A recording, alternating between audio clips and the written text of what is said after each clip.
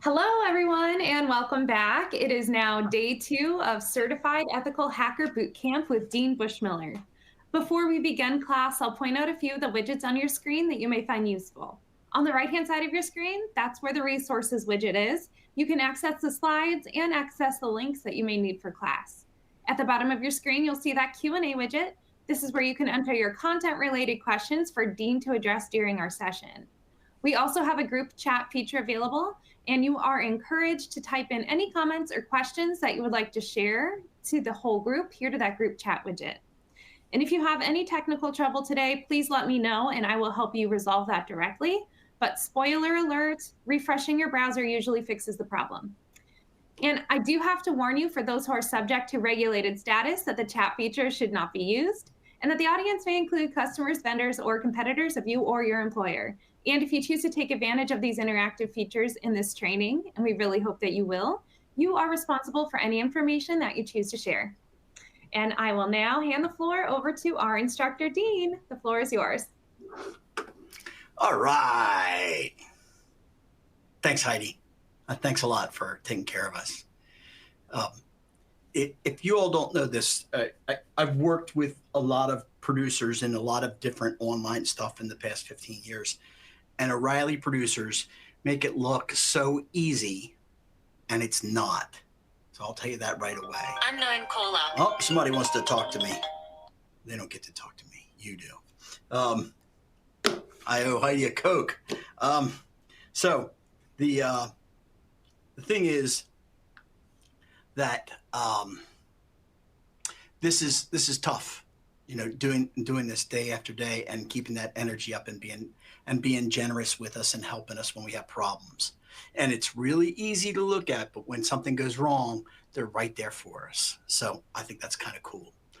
As far as the day is concerned, I have sent in a couple of messages to start us off. I wanted to let you know that if you have not built your lab yet, I am working on the new script because O'Reilly has given us the images.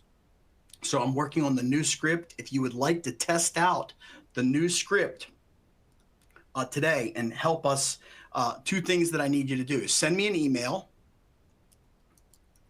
Remember, you can use a generic account. You don't have to give me your work email or anything like that. You can go make a fake Gmail account, and I'm happy to go ahead and use that. You can make that fake account and say, hi, I'm one of the people from your class. I'm not going to tell you anything about me. I want to use the new lab images. Then I'll send it out to you. And so that's first thing on our list. What I would like to know in that message is, what is your AWS region? That's all I really need to know so that I can see that it will work, because some regions may not be covered, and that's one of the things that we need to know. I think we've covered them all. I'm not sure, you know, so that's where I need your little bit of help there. So if you're interested in that, let me know. Send me out an email for that. The next thing that I said in the chat that Heidi reposted was, please make a fake LinkedIn account for use in class today. I don't want you to use your real LinkedIn account. I want you to make a fake one. And then I have to warn you about some things that may happen. First off, for LinkedIn, you're probably going to have to give up your phone number. Second off, if you already use LinkedIn a lot and you use it on that particular browser, don't use the same browser, you know, like log off as yourself and then log in as your fake account. Don't do that, because here's what's going to happen. I'm going to show you what will happen to you. You will get, let's see, is it right here? No, that's not it.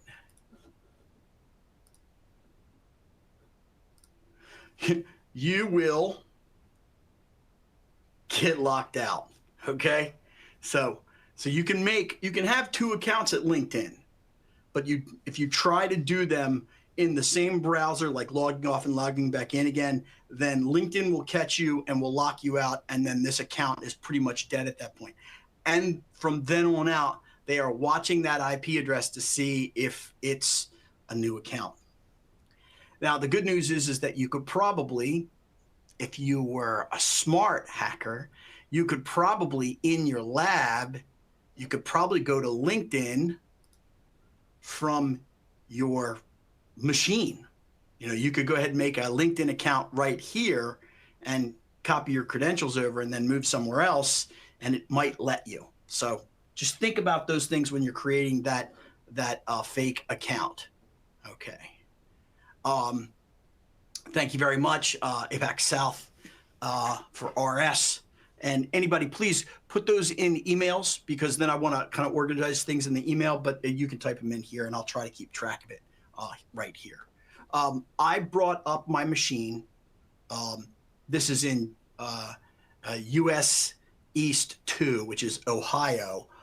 I brought up my machine. I used the images to load this machine to get it up and running.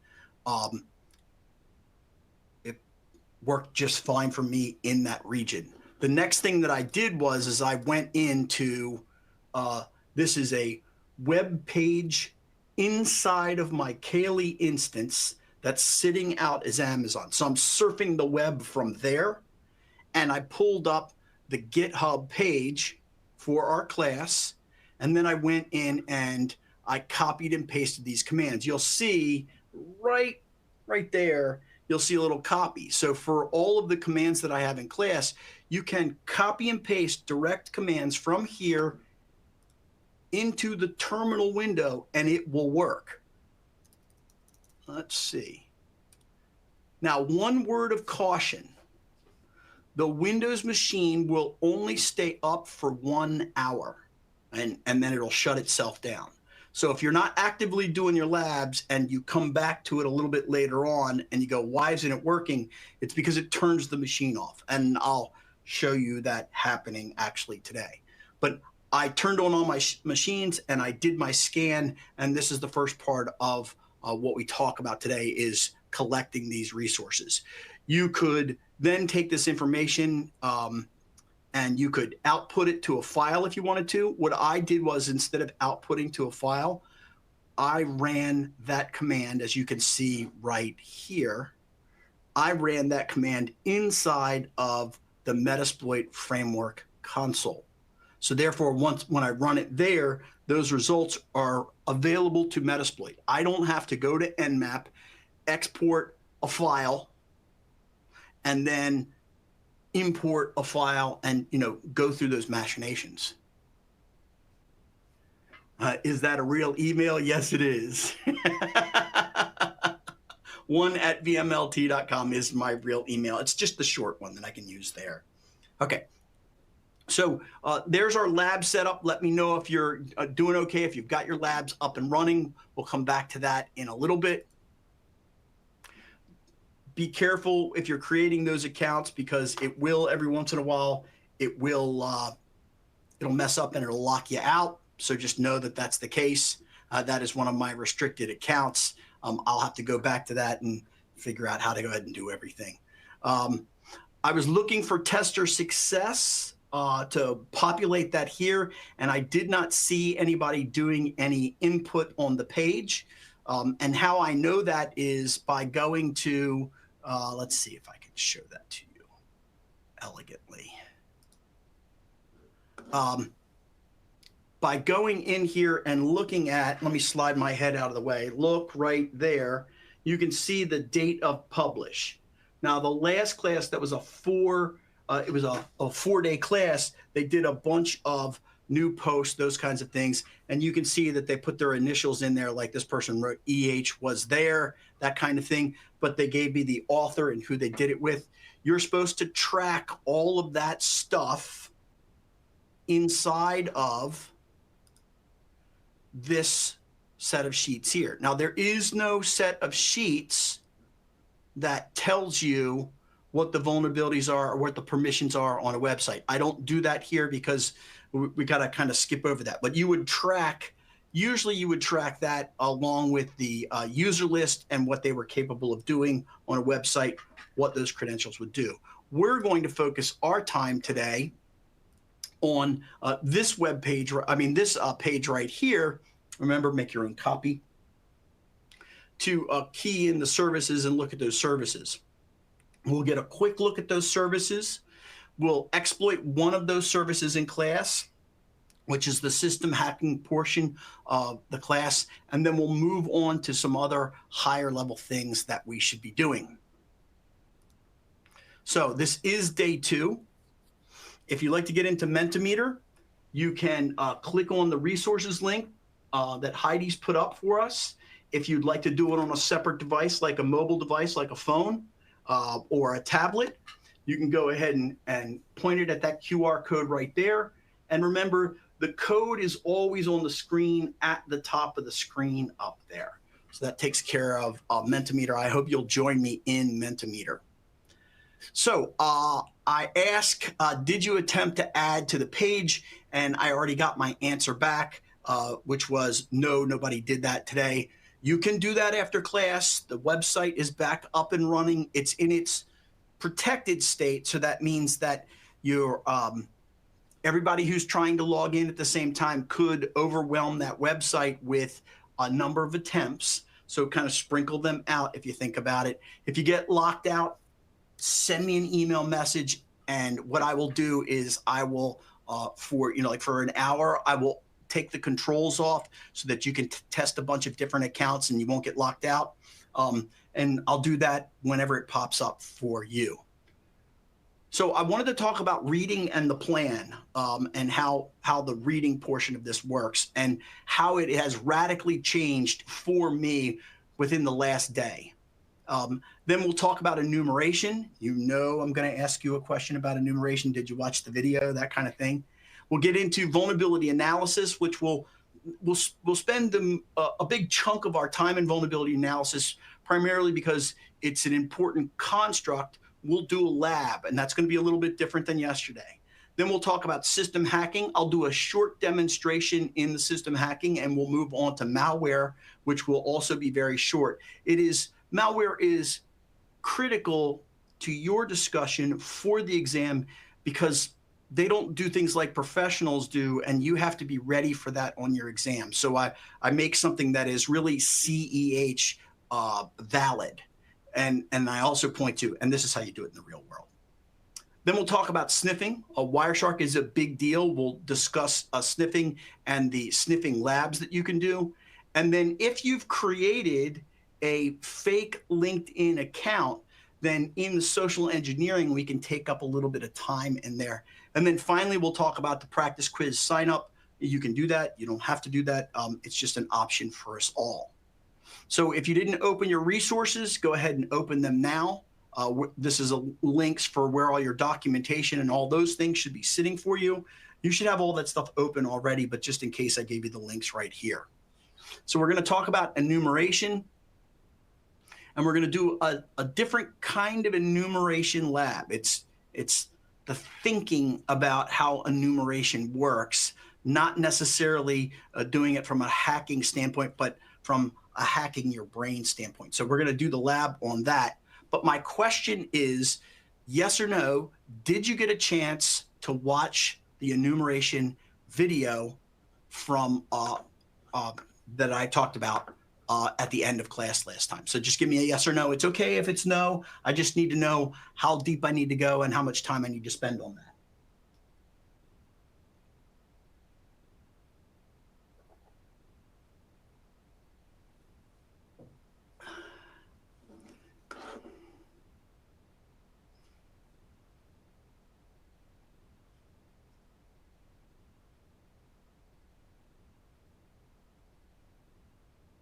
Everybody votes.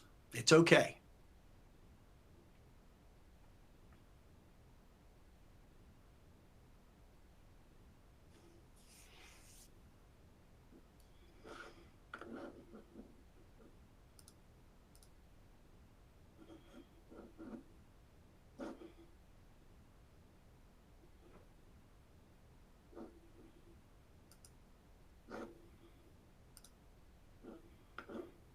Okay, I got one vote in there. Thanks, J.E. Okay. So J.E. gets to ask the questions first when we get into the mind map. And if you watched it and you want to ask questions, no problem. But I want to start with, what questions do you have about enumeration before I start talking about the specific details of each enumeration.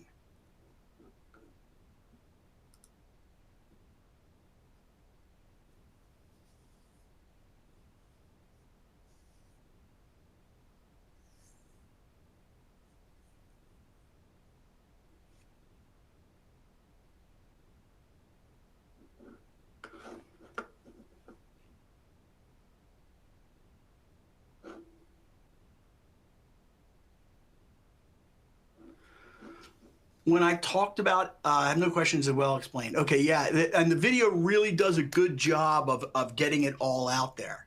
Let's remember where we are. We're inside of scanning, and normally this isn't a separate step. This is scanning, only a more detailed version of scanning. We're actually looking into the databases there. It is a sub-step of the scan, and here what we're doing is we're communicating with each one of those open ports to say, what would you normally give me? The classic example of this is going to a website. You know that expsec.us is at port 80, because that's the default port, and port 443, that's the encrypted version of that. It might redirect you only to 443. You get there and you say, show me all these web pages. You could, in theory, say, let me visit every web page, or like if you were doing good web hacking, what you would do is you would mirror the entire site. So you'd take a copy of every single page and pull them down locally. That is enumeration. That is listing all of the pages. And in good documentation format, we would document those forms locally here, all those different fields, know what all those different input fields are. We'd pull that stuff locally here for ourselves. You may inappropriately, or the people that built the website may inappropriately give away details that they really shouldn't. Like, for instance, for us, we give away names and email addresses, not really inappropriate, but default password recipe, really inappropriate for us to have on the website. A draft of a job listing, probably inappropriate for us to leave there. And in fact, if it is a job opening and we've done a draft, we should delete it after a period of time so that it doesn't make our website look stale. But all that data that's there, we have enumerated by looking at those pages. Now what we're going to do is we're going to go into certain services and say, well, if I have an open port of 445, what kind of stuff can I enumerate? Well, for Windows machines, that's called server message block. That's basically somebody could have done some sort of default file sharing on their machine rather than putting it on a storage network. They stored it locally here, and then they said, oh, I need to share this with a friend, and shared it out. Maybe they should be sharing it with the world, but we can go into that default share if it's full control everyone and say, show me all the things that you've shared. That's enumeration. We've listed all of those components out. Now in this, I don't go over, and I do point to the core terms. This is all the different port numbers there. Now, I'm not going to open them up. I'm not going to look at them. I just want to let you know that. When we deal with the protocols, we have to ask the question, what are we attacking?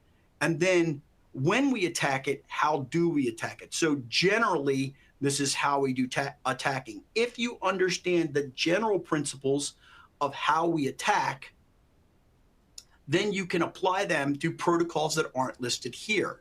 So when we look at the outcomes here, what you will see is I've listed off the most important protocols and the most important data that we can get from enumeration right there.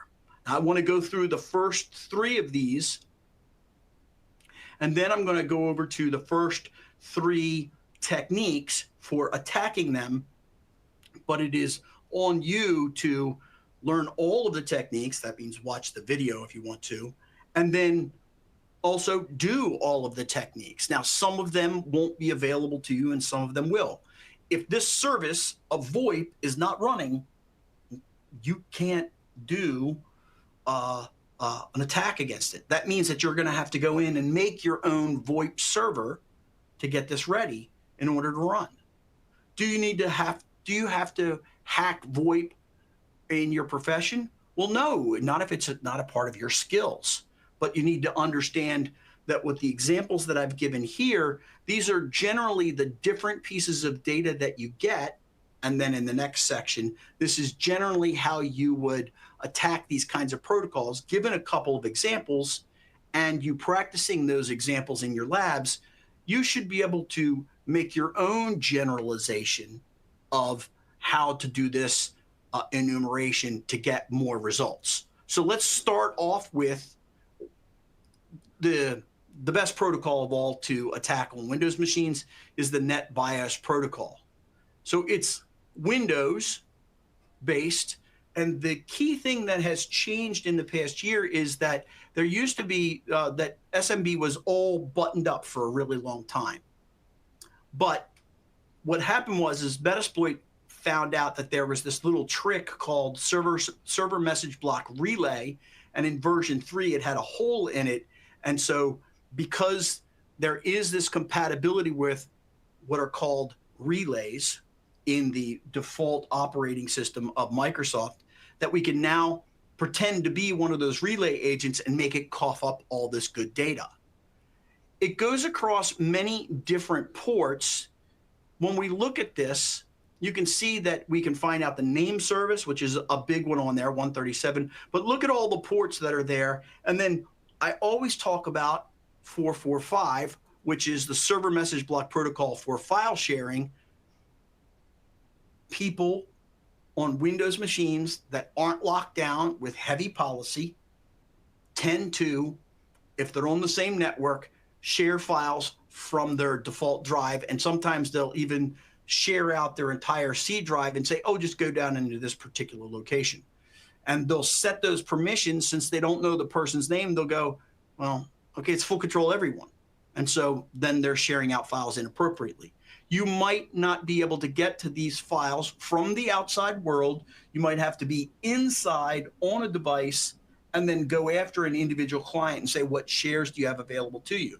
So that means that once we attack a machine, get access to it, get inside of that network, we're going to rescan, which brings us through the looping process. Okay, so what do you get out of this? Well, you get all these beautiful things about the network that are very, very valuable to us from an enumeration standpoint to find out about more things. But it might be that you get files out of that, and the file might be the ultimate capture the flag that's supposed to be happening there. So the contents of the open share are really good. But generally, what you will get from this, because of storage networks and because of the understanding of storage networks for most organizations and for most users, you'll get at least a list of other computers to go after. So I'll take it. I mean, that's good enough for me. SNMP. Now, this is the special thing about SNMP. It's usually called Network Management Systems, and there are all these different vendors that are available out there. And it really is beautiful for us because what happens is it tends to be, remember, we're going after user setup. That's the focus here. That's what it says, is the user implementation could be kind of bad. Well, what happens is in a lot of network management systems, somebody who knows how to do that skill will go from company to company to company. And as they move throughout those companies, they don't go to, oh, I've learned this new version of this software from this new vendor and all these great features that I want to implement. They go to the lowest common denominator and do the easiest thing that they know how to do from the last one. And they keep on going to the lowest common denominator, which typically involves very little security. So that's why it's great there's so many vendors there. From a port functionality standpoint, there's two different ports that are open here. One is for sending and responding to messages. Usually there will be a centralized station, which is the management station, and we query from that station. You could impersonate that station if there's no encryption. And you could say, how are you?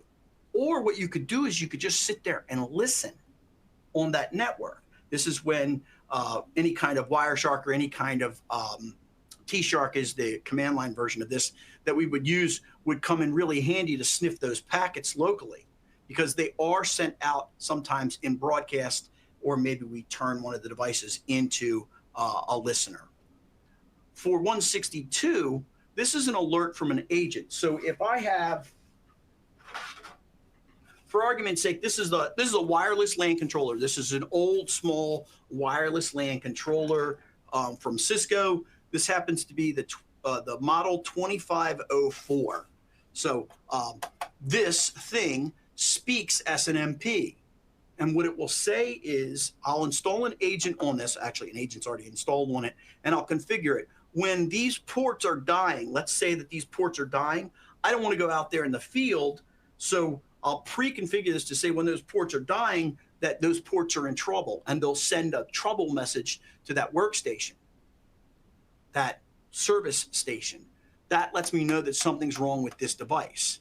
Now, again, that's usually directed communication from this device to the management workstation, but can we go after the switching configuration to go ahead and listen for a client, spoof, those kinds of things?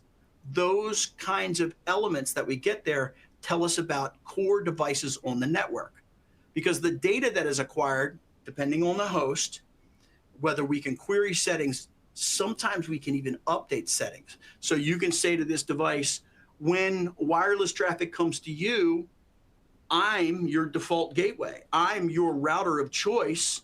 So send the messages to me, and then I'll send them on to where they need to go. Even though we know that that's not true, we could update the settings on this device if we wanted to.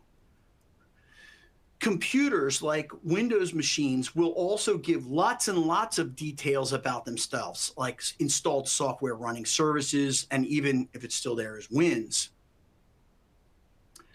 Really, where we focus for SNMP is in two places: routing and switching, which are together, and that'll give us configuration and statistics. Maybe we could change the default router, or printers.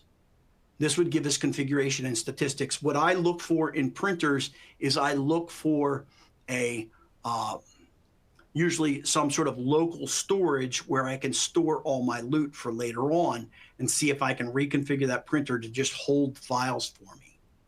How is this useful? Well, here's the cool thing.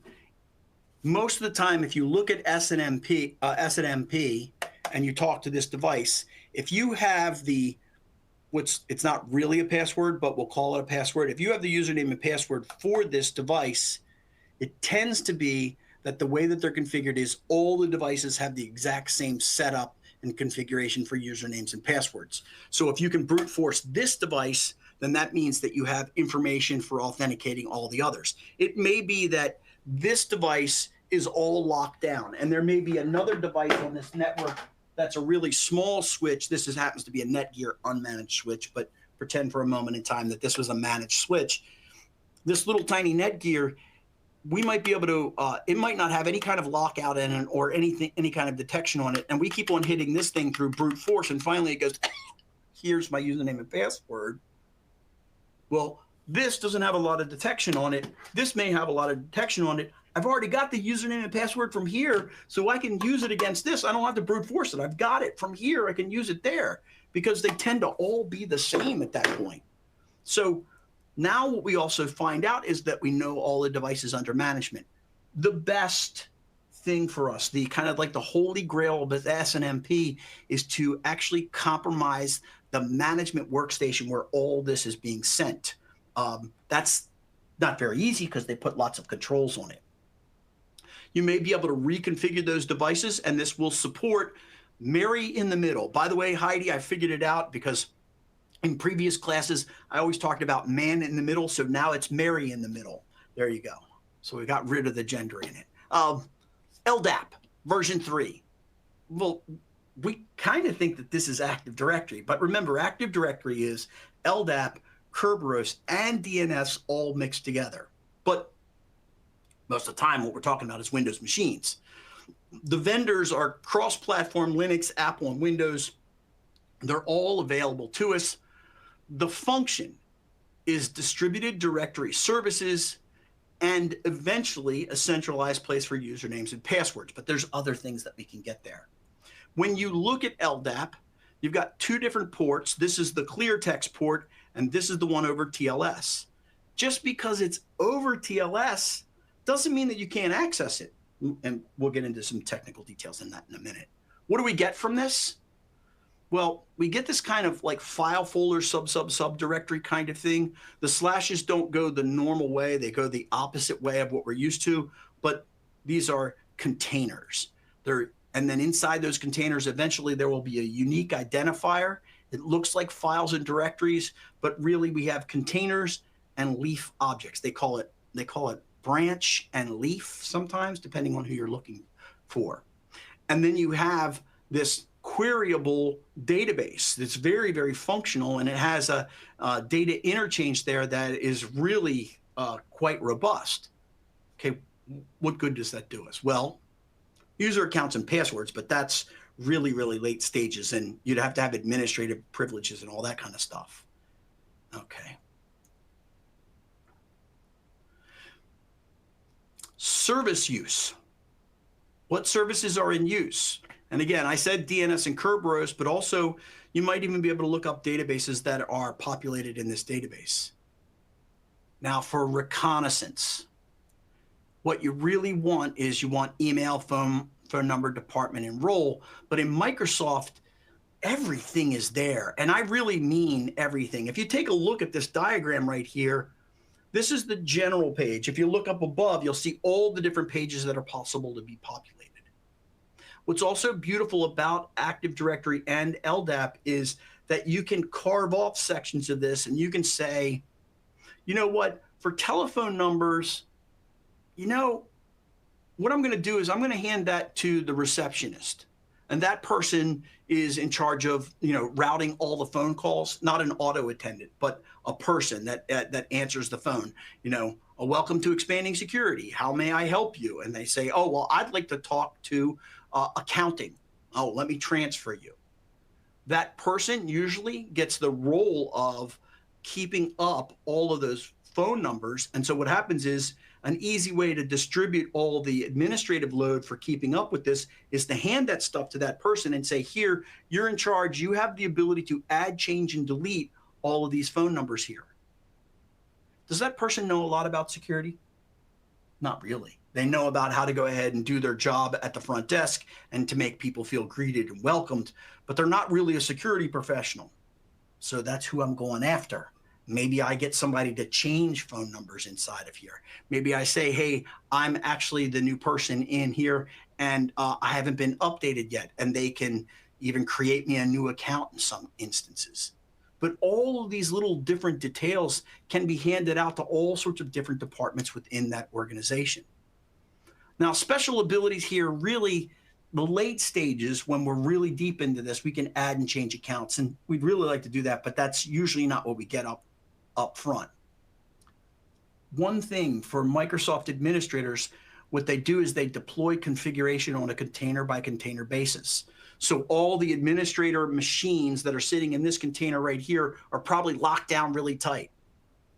All the sales group for this organizational unit, they probably have a lot of ability to do like a lot of remote access. And then we've got the development section here where we put all the machines that aren't ready for prime time and we have to release, you know, the light on the controls, we'll put them in here. So maybe I go into one of those containers, find out about a computer that doesn't have a lot of controls on it, and I start abusing that particular device that's inside of there. Or if I can convince the help desk to move this really sensitive device from that really tough set of constraints into another container, boy, I got it made at that point. Now, those are the only ones that I'm covering in that section. I want to move on to the general techniques here and then go into the specifics of a couple of them. Let's see. I don't see any new questions popping up. I do have one question about Security Plus. I won't answer that at the break. So remember, the first thing is the port open. So if we go and we are to look at this machine right here, I got to reconnect.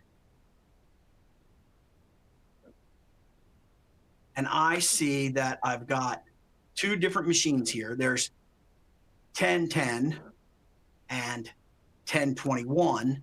And these are the services that are open right now. So 21 is closed. So my FTP is closed on that server, but my SSH is open. My web server is running. Oh, look, there's 445. So shares are open on this machine. Okay. Maybe I'll go in there and look at what's going on there. Now let's go over to this Microsoft machine, because this is a Microsoft machine, because it says this is a Microsoft machine. By the way, 1010 is your Unix machine and 21 is your Microsoft machine. Oh, it's got FTP running. I'll bet that FTP service doesn't have any lockout on it whatsoever. I'll go ahead and try that. You'll also notice that we have things like, let's see, Oracle Glassfish. We heard about that yesterday because we saw on the website that there was a job listing for that.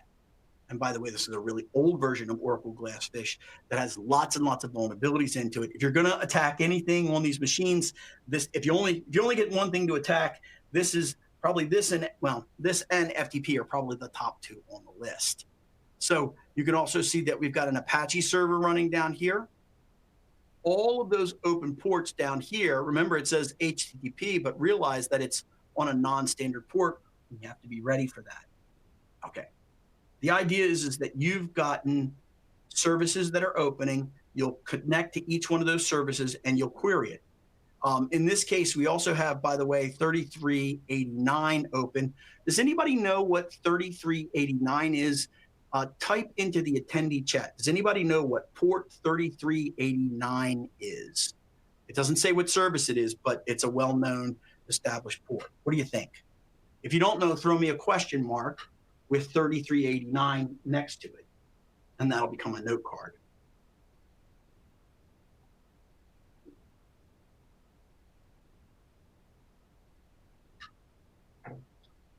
We're about 35 minutes in. We're going to have a break soon. Anybody got it?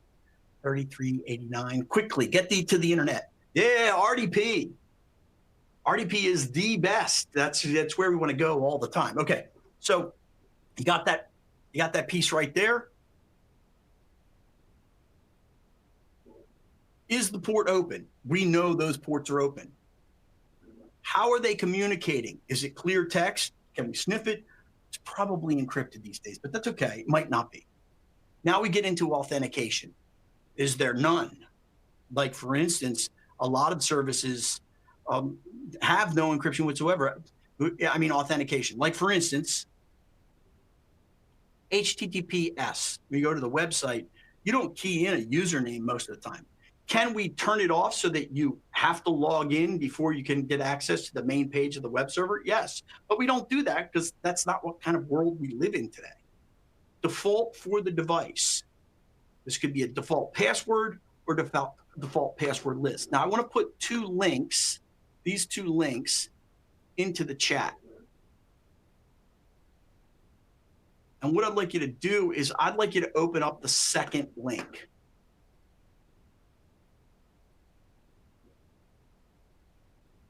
And so I'm in the same place that you are at this point.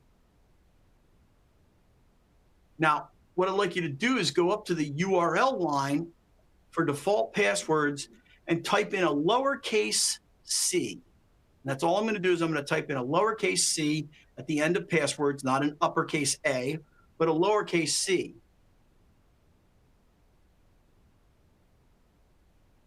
I hit enter there. Why isn't this page populating? Anybody know? Why isn't this working? There's a reason. I'm prompting you.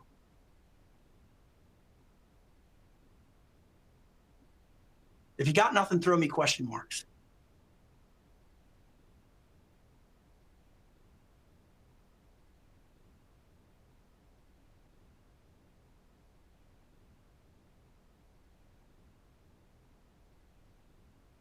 Let's try, okay, well, if it's an uppercase C, let's see what happens if we do an uppercase C. Oh, it's a Unix server. It's case sensitive. Some servers are case sensitive, some are not. Right, there's that case sensitivity in there. So we've got to be aware of that. Now, this is not the end all be all of default password lists, but it is a set of passwords. Let's see, I've got Cisco 2502 wireless access controller or wireless LAN controller. Let's go down to Cisco wireless. Oh, there's wireless LAN controllers. Okay. So something with an old version of the operating system on it. Log in as root. I get public access and I have administrative role. But look at this. For all of those, every single one of those Cisco wireless LAN controller systems, it's root, public, and admin. Default. The first thing that happens to this thing, by the way, and now I need to get your hacking brain on. The first thing that happens when you log into this thing with any of those versions of the operating system that runs the wireless LAN controller is it asks you to change your default password. You okay with that? But this device has a little tiny hole in the front of it.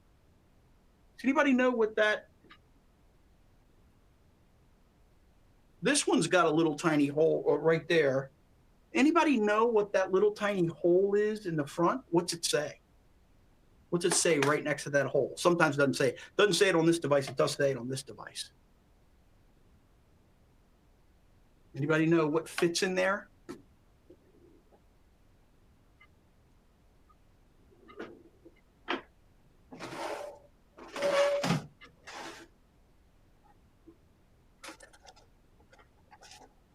A rubber band won't fit in there. Anybody got any ideas? It's factory reset, a paper clip. So if this is in production and it's sitting next to the dumb guy's desk and you can call him up and you can go, and he goes, hello? It's like, are you near that wireless access point? Yeah. Can you get out a paper clip and push it into that hole? Sure. Pushes it in there. Thank you very much. And so now you can go back to root with the password of password. Password of public. I didn't have to try very hard to do that. Remember, you're using all these techniques and you're winding them around each other. You're trying to social engineer somebody, you're trying to work on it, you're trying to go after them from a technical standpoint, and you're looking for all those little tiny holes. You're trying it every possible different way that you can. You might not get the dumb person. You might get somebody really smart who says, hey, block this caller. You're a social engineer. I don't like you. You're bad. You're wrong. I'm going to go tell somebody. So get the idea.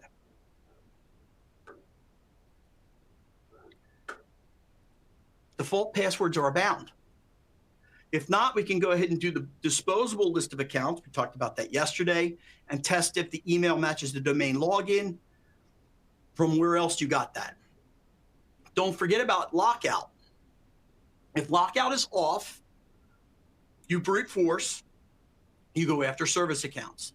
If lockout is on, you recon multiple accounts and verify the lockout threshold. You can even do that with the expsec.us site. You can use one of the accounts that you know you can't get into and see how long it takes to lock that account out. And then see whether that account lockout applies to that account or whether that applies to your IP address. If it applies to your IP address, then maybe what you want to do is submit username and password from separate IP addresses over time. Or it might be that both things are in place, and so you get locked out no matter what you do. And yesterday I said, if you encounter two-factor authentication and it's not a part of the actual test, it's not the scope of where you're testing two-factor authentication, you really want to run away. Now, after you've done that, all you have to do is pass the proper query, and this is where people panic. I don't know how to do LDAP queries. I don't know how to do SNMP MIBs. I don't know what the ODIs are, or I don't know anything about that. That's where the tools come in. That's where knowing what tools are available to you. And the best place to know about those tools is kali.org/tools. You always want to be looking here. And so your assignment as we're going along, earring would be great. Yes.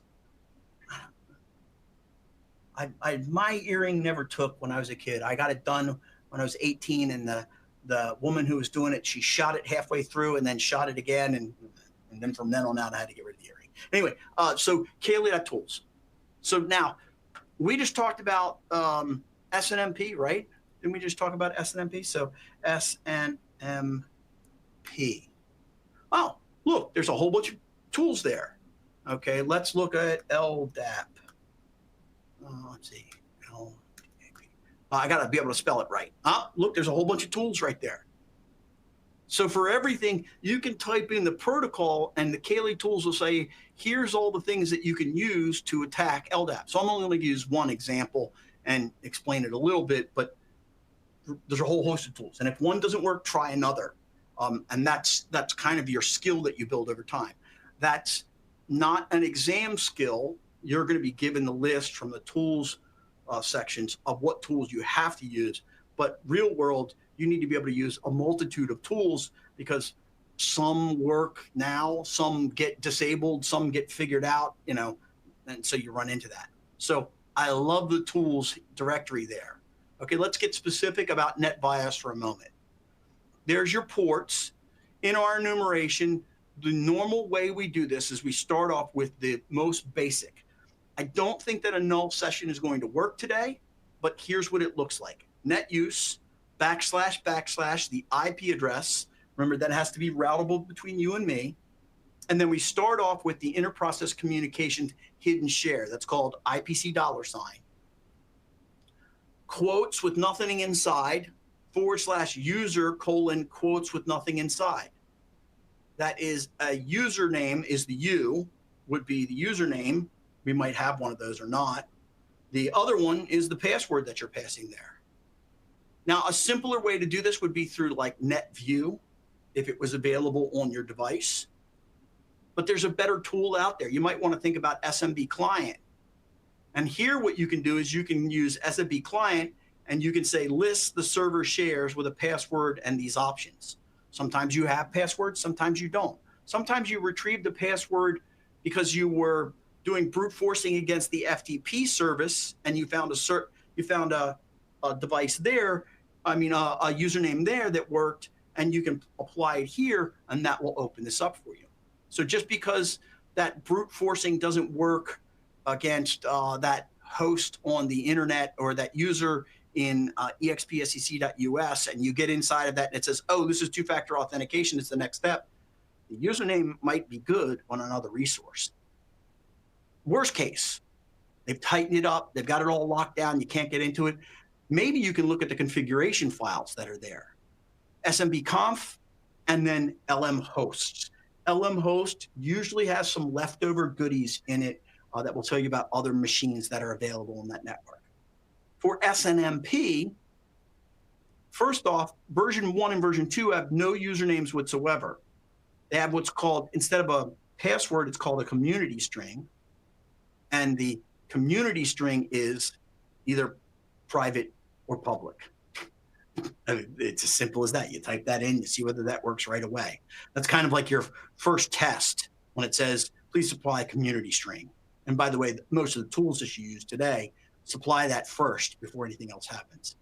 For V3, now what we have is the ability to encrypt and authenticate beyond the public and private.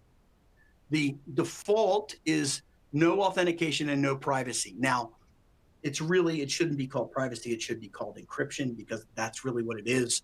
But whoever made up SNMP said, we're going to call it privacy. I don't know why. You could have authentication without encryption, and you could have both turned on. But if we look at the devices here, or the types of authentication, those are pretty straight up, easy to crack at this point. Rainbow tables will allow you to go into those right away. CBC DES, well, it'll take a little bit of work to go ahead and crack that, but if you capture enough SNMP traffic going back and forth, a large quantity of it, it's going to be using the same key, and you should be able to crack it there. If you come up against AES 128, trust me, it's locked down too tight at that point. I always look at the default protocols that are going across for auth and priv, and that tells me whether somebody's got their game together. If they're using SHA, I go, they probably got their game together. If they're using any kind of encryption, they've got their game together. I see this happening on, they're not military networks. It's networks that a military person starts to manage after they leave the military. They will turn these things on quite often. If you see that, you're going to have a rough time. But don't even try and do any of that. Go straight for default password list for each vendor and start brute forcing. It tends to be that there isn't any lockout on these devices. Tends to be. Last one we're going to discuss here before we go to a break is LDAP. Remember, the client's going to connect to the server, and when they first start off, they're going to do authentication state, which is going to be anonymous for the initial connection. And then there will be further authentication. It happens that most of the time it sends passwords in plain text. Those passwords are sniffable unless TLS is implemented. By default in LDAP for Microsoft's Active Directory, just past Windows 2008, the TLS is now turned on by default. Start with one username and start brute forcing, one password. If you got a password in some other facility, reuse that password and see if that will get you in. That will get you where you want to go. You're going to encounter start TLS for standard certificates, and then it gets really bad. There is something called two-factor authentication for LDAP, and what happens here is at the beginning of our communication session, let's say that you're the client and I'm the server. We start off with you sending me clear text, and I go, no, we've got to go to higher level. We're going to do TLS. And I say, okay, we're doing TLS, and here is my public key for you to encrypt stuff back to me. In that case, I gave you the public key, and the encryption it's not really one way, but it's easy to break because you could be evil. Here, put on the horns. But if I then say to you, you must send me a certificate back, that's bi-directional. That's how we do it with VPNs when we're using TLS. That's bi-directional, where you have a certificate and I have a certificate, and we send each other public key certificates. It's not going to work out very well for us because those public key certificates are also known in my database. It's not like you can make one up and hand it to me and fake that whole process that I know about. I already know what you're going to send me, so I make sure through the authentication mechanism.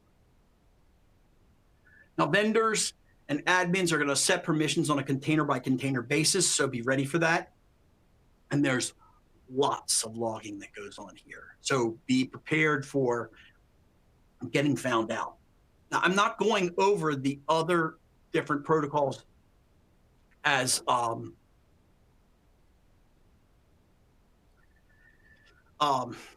JE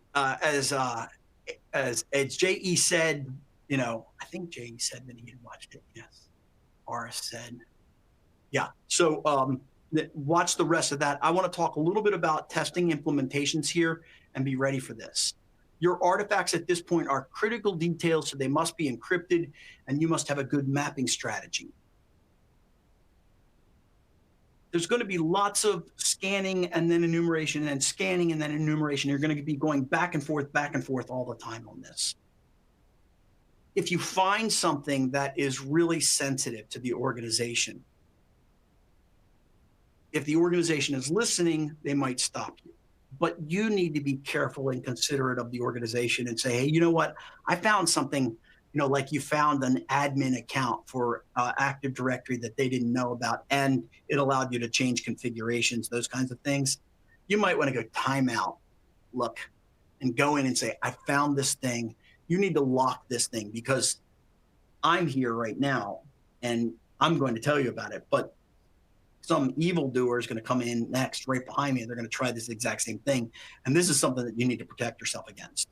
And so especially when you find critical key service accounts, you might do your own work stoppage and make your job harder for yourself. Usually what I say is, I found it in clear text and this is the thing, or I found this password and I can use it for service accounts.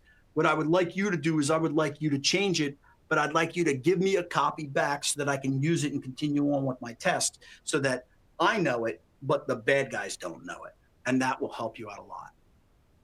Now, we've been talking about enumerating databases that will let us enumerate them, that will, if we've got accounts, will let us get into these things and document all this. But we need to go to what's going to happen next, which is the system hacking. Those services, if they're acting properly and the user has misconfigured them, will give us all this information. But let's pretend that they didn't give us any information. If we were to look here, we would see that each one of those major services has lots and lots of flaws that are available for us to attack in the exploit level. So when we know about the service that's sitting here, we can abuse that later on. Here's what's really cool.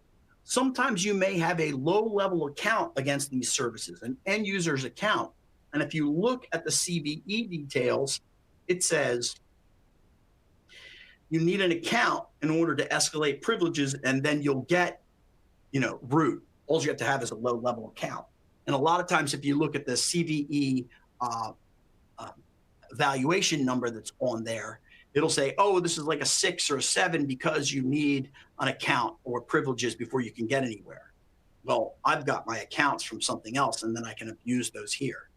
So this is a different kind of enumeration. It's enumeration of the vulnerabilities against that. You've done your enumeration and seen that you have certain user accounts that are valid at a low level, and you start pairing that up with the particular vulnerabilities that this machine is vulnerable to. You may be able to use a minimally patched machine that, the only thing they patch is like the really high stuff, and they forget to patch all the rest of it. Well, that may be your entry point at that point in time. From a control standpoint, if you look at the protocols, the adversaries are going to limit you, but you're going to try and figure out ways around. Like for authentication, they're going to put two-factor for admins in place. If that happens, you're going to run away from it. For SNMP, they're going to remove the agent. They're going to turn the SNMP service off. You can install the agent and turn the SNMP service on.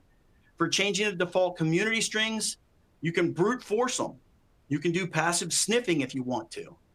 They'll upgrade the SNMP v3 agent. You can try and downgrade that agent or social engineer somebody into doing that. For DNS, they're going to disable zone transfers. You can get around that by going ahead and doing fuzzing queries on that. For SMTP mail, they're going to ignore email messages from unknown recipients. By the way, as a defender, I don't do that. I have lots and lots of rules that look in there to see whether it's like truly spam or not. My spam usually catches a lot of it because I use Gmail as my mail server on the professional side of things. But I have a whole bunch of rules inside of there that will actually look at these messages and hand them back to me. If it's obviously nonsense, then I can write a rule for that. But I don't ignore email messages, but a lot of defenders do. You can they'll disable open mail relay. Sometimes you can, through flaws in the server, you can re-enable that. Now, by the way, once you do that, that mail server is going to be blacklisted on the internet, so I don't suggest that you do that. They'll limit the number of accepted connections. For LDAP, they'll turn on start, they'll select different usernames from the email addresses, and they'll create account lockout. And that's what you have. That's why you have to be prepared to go through a bunch of different accounts. For server message block, they're going to disable the protocol. They're going to filter the protocol. They're going to restrict anonymous access so that null session won't work. They'll go into the registry and change that. You can go back into the registry and reset that or convince end users to click on something to merge to the registry. From a tools standpoint, you're going to use two tools for this. That allows you to verify that false positives that are out there. Nmap and Metasploit are not two separate tools. They are one tool joined together. Okay, now that's a lot. And enumeration is the hardest section in here. So if you made it to this section, and we're going to take a break for 5 minutes, this is the hardest section. Everything else is a lot easier than this. So I'll just tell you that right up front. Metasploit is a hard tool to work with. So if I looked at the two things that you want to spend a lot of time in after you run away from me, it would be learning how to do enumeration, which now you've got the basics and the fundamentals on, and working with Metasploit a lot, which I'm going to show you how you can have lots and lots of pre-built labs that will always work. And with that, I want to take 5 minutes to run away and go play, go get yourself a cup of coffee. And when we come back in, we're going to do an enumeration exercise that you can do with just a browser. So I am mute for the break.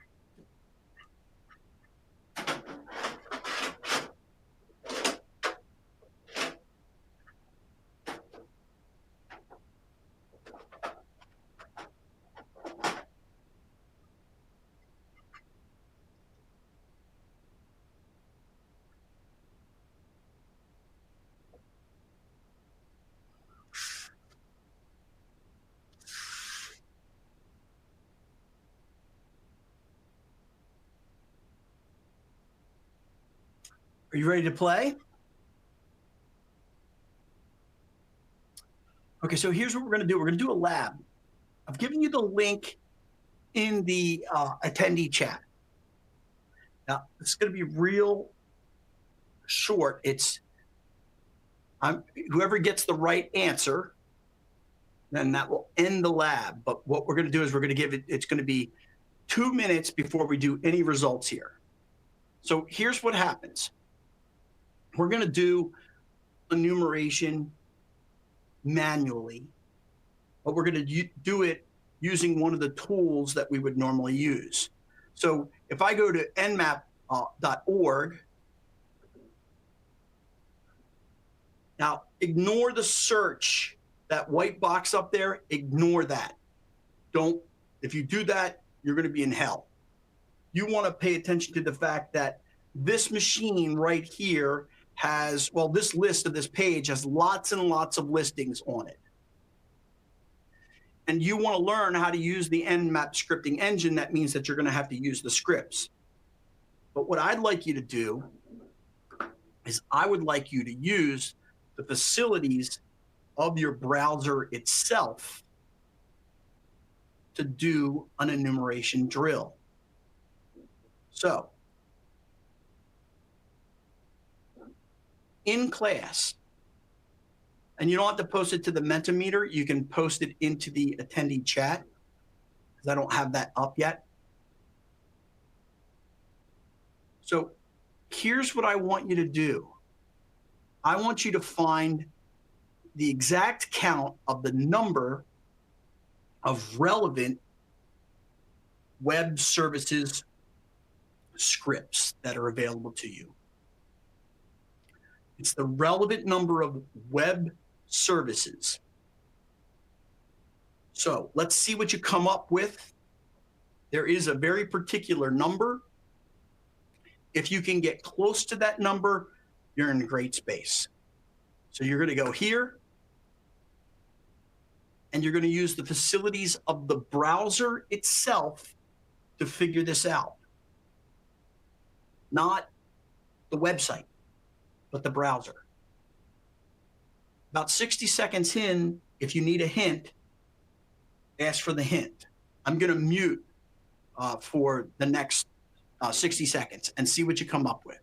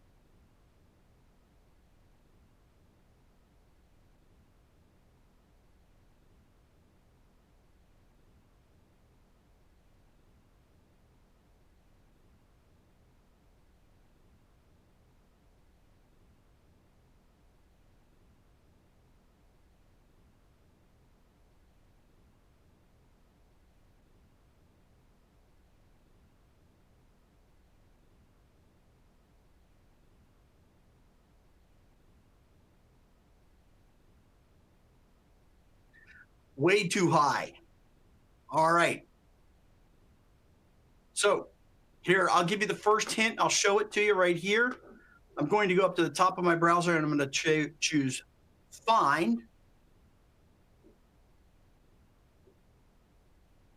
I'll go Edit, Find, Find, and I'll click the ellipsis for Find. Now, what it does is it pops a Find dialog box up there. So what should I type into that dialog box from a Find standpoint? What would be the appropriate term?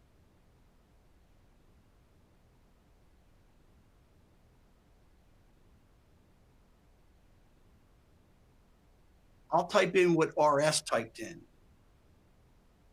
They probably typed in HTTP. Oh. No, I don't know what they typed in. But I get 213 inputs.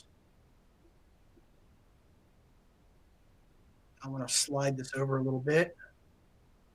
Let's see here. I want you to look at the edge of my browser. Look up here next to my face. You'll see this yellow blob right there. And then if I scroll down, I choose like inside the yellow blob. And what I'm going to have to do is I'm going to have to start the scroll, and then it's going to allow me to, oh, sorry about that. It's going to allow me to grab the scroll box. And there.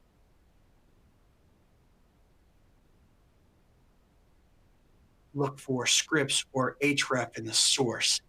Yeah, but the problem is that that's going to, href is going to reach into a whole bunch of these, and you're going to get lots of false positives. I will tell you that HTTP by itself isn't the right number. That's still too high. Can anybody tell me what I should type next in order to limit? Because this says HTTP. Look up there. It says HTTP. This one says HTTP dash. Look at the ones over there. So what am I looking for?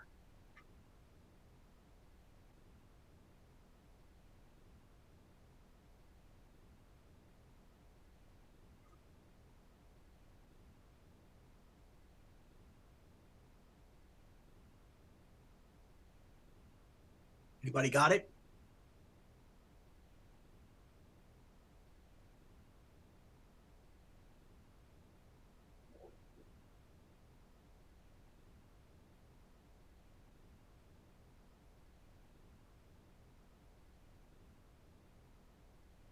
You can see that if I put a dash in front of this, now I'm limited to 140. Now, the thing is that one works well, that one works well, but I'm still going to have false positives in there, right? And we'll look for some of the false positives. Like, for instance, for this one right here, I've got a false positive. But it's very few.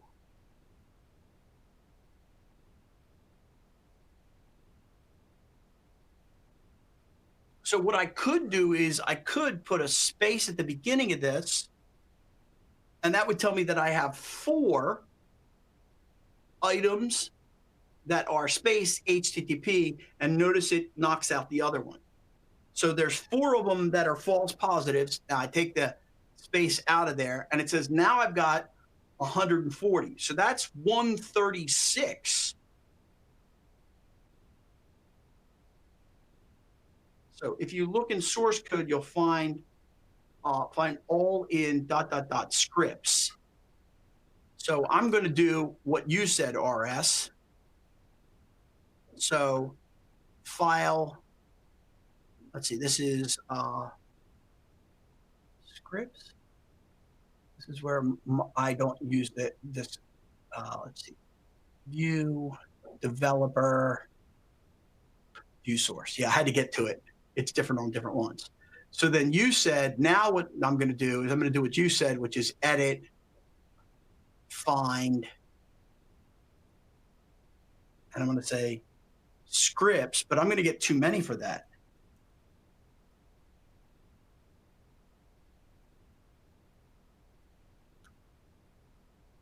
That's not working.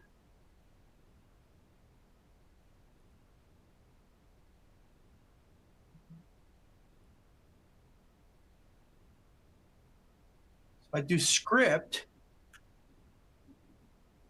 no, it doesn't like that.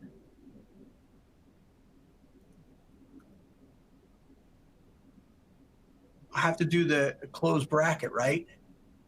That only gives me 3. If I do S, that gives me 605. Yeah, but those aren't HTTP scripts. Those are all the different scripts that are available from a view source page. That's not looking at HTTP only. So I like it RS, but it's not limiting to what we need. If I type in here HTTP, I get 413. That's not going to give me what I need. So the view source, it's you're going to have to do a lot more work to get where you want to be. So I like it, but but now you've caused another problem for yourself. Now, if you have the skills in here, RS, to do this and to know what to key in there to go ahead and get it to show it real quick, that's fine. But what we want is we want quick and dirty, easy to use. And that is ultimately the key to all of enumeration, to all scanning. If you can't do it quickly with the facilities that you have at hand, change immediately. Just change right then and there, because there's an easier way. And what you have to do a lot of times is you have to shift your perspective to say, I can look at it from this standpoint, and that opens up a new world for me. I can convince this end user to give me this information, or I can go to that service and it'll tell me about the other service. Always be thinking in those ways. That's really what I hesitate to call it hacker, but that's hacking things means taking them apart and putting them back together and seeing how they work. I mean, that's really what that boils down to. So that was your lab for enumeration. It's to get you thinking in this new way. So did you come up with a number? And if you came up with a number, go ahead and put it in here. I showed you how I got my number. There are 2 different numbers depending on what you're looking at. There are 2 correct answers.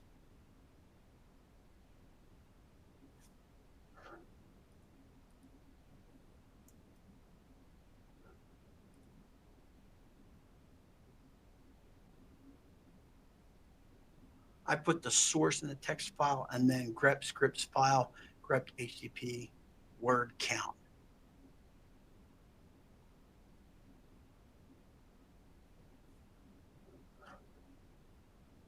Okay, and if you've got grep at hand, so you had to, yeah, you'd have to do like a wget on that particular page and then grep that particular page and get to where you want to go. Yeah, that's not bad. But I will tell you 138 is a little off. It's really, really close. The magic numbers are 136, 137, 138. 136 does not include HTTPS. Well, HTTPS dash. It doesn't include that. And so that's where you get to the 136, 137. I don't know what extra one you got. You may have found something that I didn't find. Okay. So now come on over into Mentimeter. And what we're going to do is we're going to do exam level questions.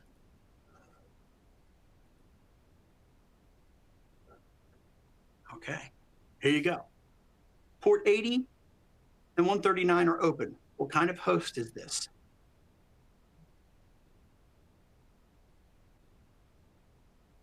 Everybody votes. You get 60 seconds.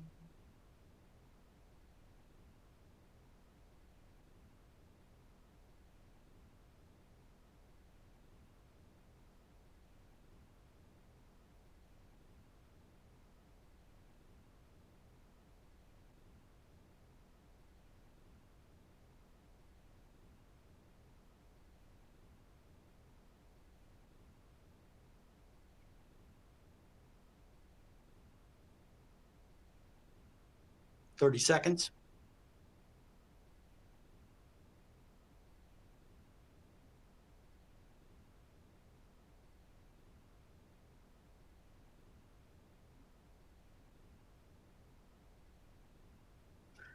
On your exam, they might give you the output of a screenshot of a Wireshark window, and they may have filtered that down and show you like 2 packets, and they may say, what is the host? You know, this IP address of this host, what kind of host is it, based upon what you see inside of the filter. And so you have to be ready for that. Windows is the correct answer. Let's try this one. You have an early stage enumeration to perform. You do not have access to usernames yet. Which protocol would be best to explore?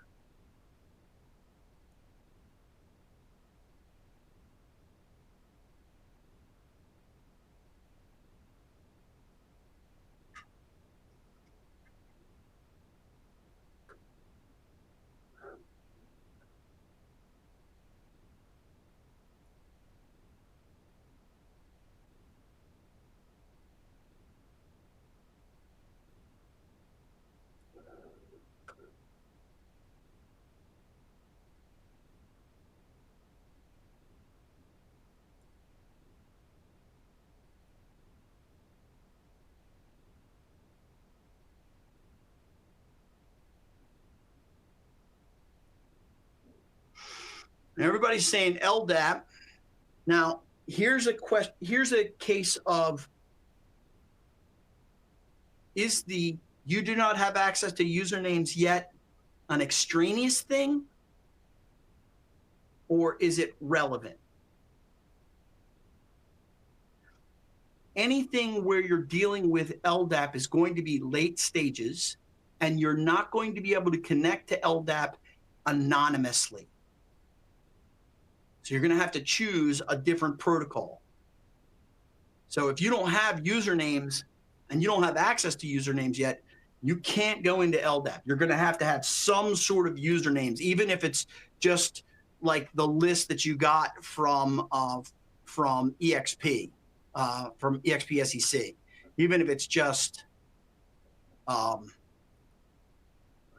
this, you're going to have to at least have these usernames. So it's got to be DNS, and that would give you early enumeration, and that's the key here with this one. Okay, now we're going to switch over to vulnerability assessment. We are going to do a vulnerability assessment. Before we do our vulnerability assessment, we're going to take a break here. I'm trying to do one every 25 minutes so you can get up, move around, come back. I do want you to walk away from your computer. Don't just sit there and do emails. Go outside. It's nice out today. Well, it's nice out here. Go outside just for 5 minutes. We'll have a 5-minute break, and when we return, we'll do vulnerability assessments, discuss them, and we'll dig into it.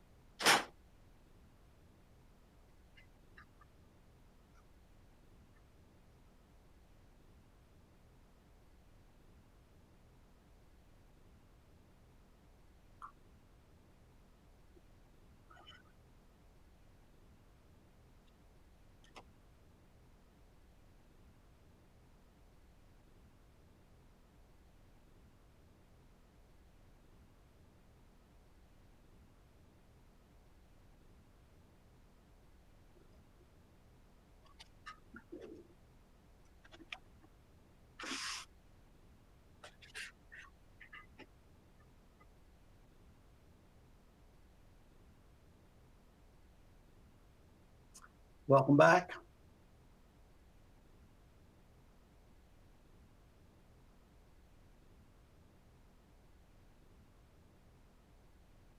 You got your tea, your coffee, the beverage of your choice at your particular time of day, because I know some people are coming from around the globe. Okay, we're going to talk about vulnerability analysis here. Now, when we do this, we have to really look at things differently. Up to this point, we've been talking about some of the advanced techniques that go on in penetration testing, some of the things that you would do in the enumeration. Your first job, if you're doing this, they're not going to say, oh, here's Nmap, here's Metasploit, here are these things. This is your workstation that allows you. They don't let you do any of that stuff. What they get you to do is they get you to use Nessus, or if you're in the US military, they call it ACAS, or the old name for it was OpenVAS, and now it's Greenbone Vulnerability Manager, GVM. They're going to let you scan assets from the inside, define what patches need to go onto them, prioritize those patches, and maybe deploy the patches. Maybe. You won't use Nmap. You won't use any of those tools. And EC Council knows this. And so what they say is, okay, since that's the case, we have to prepare these people for what they're going to be doing for the first couple of years as an ethical hacker. They're not going to be doing the hacking skills. You're going to be watching somebody else do those things, and they're going to show you how to do it conservatively for that organization, but they'll start you off with a scanner. That is called vulnerability analysis. That is what we're going to talk about here, but there's a lot of business process involved in this. And that's where the EC Council is very different from Pentest Plus and from OCSP and from a whole bunch of others that are out there, because they add in this business process stuff. And this is where they trip you up on a lot of questions for your exam, because they want you to know the business process. So let's think about these pieces here. Okay. If you're on the operations side of the house, excuse me, they asked you this question: can you install an agent? That's a piece of software that's reporting back on a host by host basis. You can install an agent on a workstation very easily, but can you install an agent on this? Or how about a Raspberry Pi? Or how about a busy server where they don't allow any agents whatsoever to be installed? If the answer is yes, then you're going to use something like Nessus. For your exam, you have to be able to install and configure GVM. That's Greenbone Vulnerability Manager. If you go into Kali Tools and you type in Nessus, you won't get anything. If you type in OpenVAS, you won't get anything. But if you type in GVM and you look at it, this is what you'll get. Oh, sorry. Inside of here, if you're looking at this, every once in a while, you'll see references to OpenVAS, which is the old version of it. Now, be very careful when you're using this tool, because when you go to install it, the people at Greenbone Vulnerability Manager want you to install their trial version of their paid product. So follow what goes on here. Don't read the Greenbone Vulnerability Manager's website, okay? And that's the thing that'll trip you up on that. So that's the first thing, is the installation is not what you think it is. If you can't install an agent on the machine, Then you have a manual process, and I will discuss that manual process with you. This will hurt you a lot more than it hurts me. And by the way, this is the thing that makes you a star inside of your organization, because there's a lot of places where they go, no agents whatsoever. You go, okay, fine. How am I going to get that done? I have to be really organized. You won't see this in any other penetration testing courses, because it's my business process that I've worked on a lot with a bunch of other people. As penetration testers, what we want is somebody to limit the scope for us. But when they go in and say, we want to hire you to do penetration test, and they say the words non-lethal, banner grab, or research, they probably mean scanning for vulnerabilities. They don't know what the penetration test is. They think they're hiring you for that, and they're not. That's just how it is. So what you're doing is vulnerability scanning. So, okay, let's go into it. You could do this actively, passively, internally, externally, or host or network. There's all sorts of different ways to do it. That would be your scope that would be set up. And so those are your different ways that you can do it. If we're talking about vulnerability research, now what we're looking at is the weaknesses that are on the systems. This could be discovered by looking at vulnerabilities, by looking at exploits, by looking at patches. You could do it in any one of those three views, and you would get a reasonable view of the surface area, the footprint as it pertains to patching. You might add another layer on top of that of configuration management. Some organizations do, some don't. Your responsibility is to be informed about all the new products that are popping up and the new technologies that are out there. There are a whole host of ways that you can do that. One of the ways that I keep up with that to figure out what's going on new is something called Feedly. Now, Feedly is a paid aggregator of RSS information. And it's not just one thing. What happens is that you pay for the Feedly thing, but then what you do is you start loading sites inside of here. Now, I've let mine pile up right now so that you can see what it looks like when it's got everything inside of it. Now, I have a separate section that's called Future Telling, which tells you about new things that are happening, a whole bunch of different ways to do that. But normally what I look at for vulnerabilities is I go into what's called vulns. And if you look at vulnerabilities, you will see that I have about 8 or 9 different feeds in here. That's not just the conservative stuff from CERT, but also things from like LinuxSecurity.com, their advisories, Metasploitable, PacketStorm, and Sploitus. You know, these are all really, really big places that talk about all the vulnerabilities that are out there. And like, for instance, for Sploitus, that's really, really cutting edge stuff a lot of times. They talk about it first before anybody else talks about it, but these bugs go away really, really quickly because somebody comes out with a patch for them. So you can look at this from different perspectives to get where you need to be. You have to figure out what those new products are or what's being installed in your base lately. Then you've got to figure out how to classify those vulnerabilities. And this is the key. And somebody taught me this in the other class. This business is different from that business. I don't know what business you're in. I don't want to know.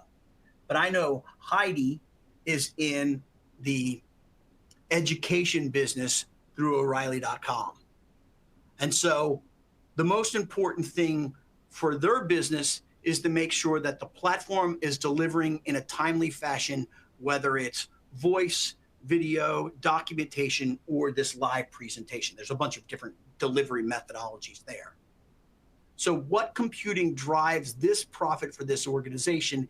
If the compute underneath of that resource, like On24, were to stop working, profit would not be driven, or the mission would not be driven at that point correctly, and they would have problems. So we've got to look at that. We've got to collect the vulnerabilities. And the tool that you use most of the time is called the CVSS. It is the scoring system. Now, we are in a transition state at this point in time. Right now, if you look on, let's go to it, the National Vulnerability Database,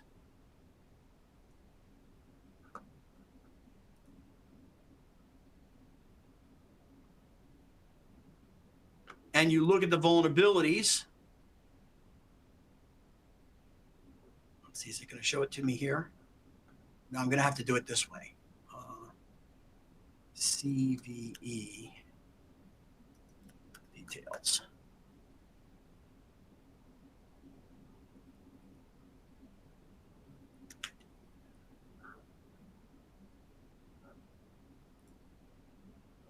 Okay, I would have to look at it here, and I would search the CVEs for something like Microsoft.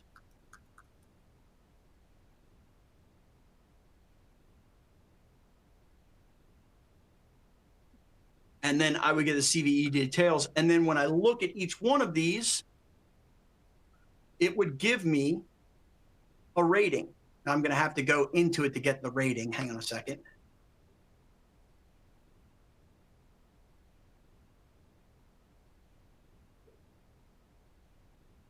And so now I've got my severity rating there. If we look at this one, the severity metric for this is 4.3. Let me boost this up a little bit so you can see it.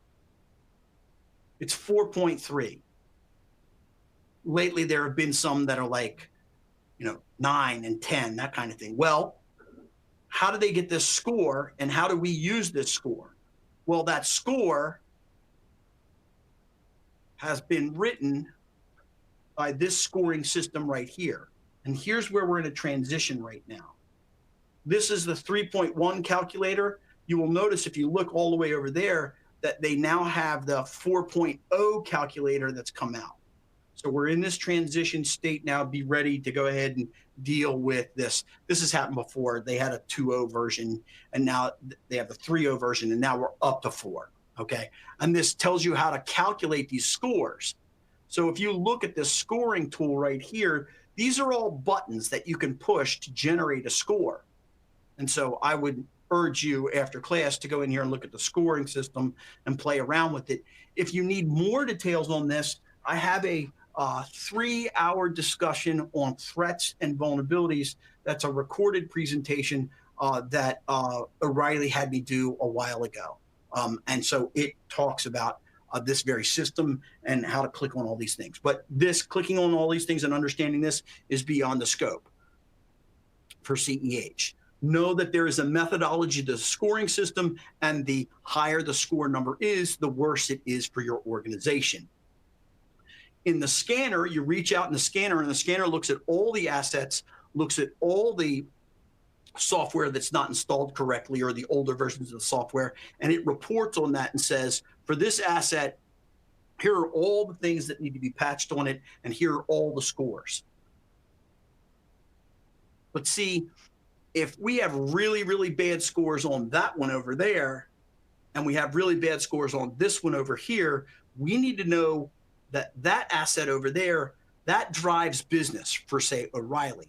This thing over here is on the accounting system. It really doesn't drive business. I mean, it's important to end users that they get paid on time, but if it goes offline for a minute, it's not really going to be a big deal. If this website on 24 were to go offline for a couple of minutes, you guys wouldn't come back. And if that happened multiple times in a row, this would represent a failure to deliver on the mission for O'Reilly. So we have to know what assets are tied to what mission. That's the context. That's the business context. That's the thing that they're trying to get at in this section if you watch any of their stuff. Now, we're going to do an exercise in a couple of minutes where we actually put things in a context based on you, not based on me, not based on O'Reilly, and we'll see what our results are there. Oh, I just killed off my page. Hang on 1 second.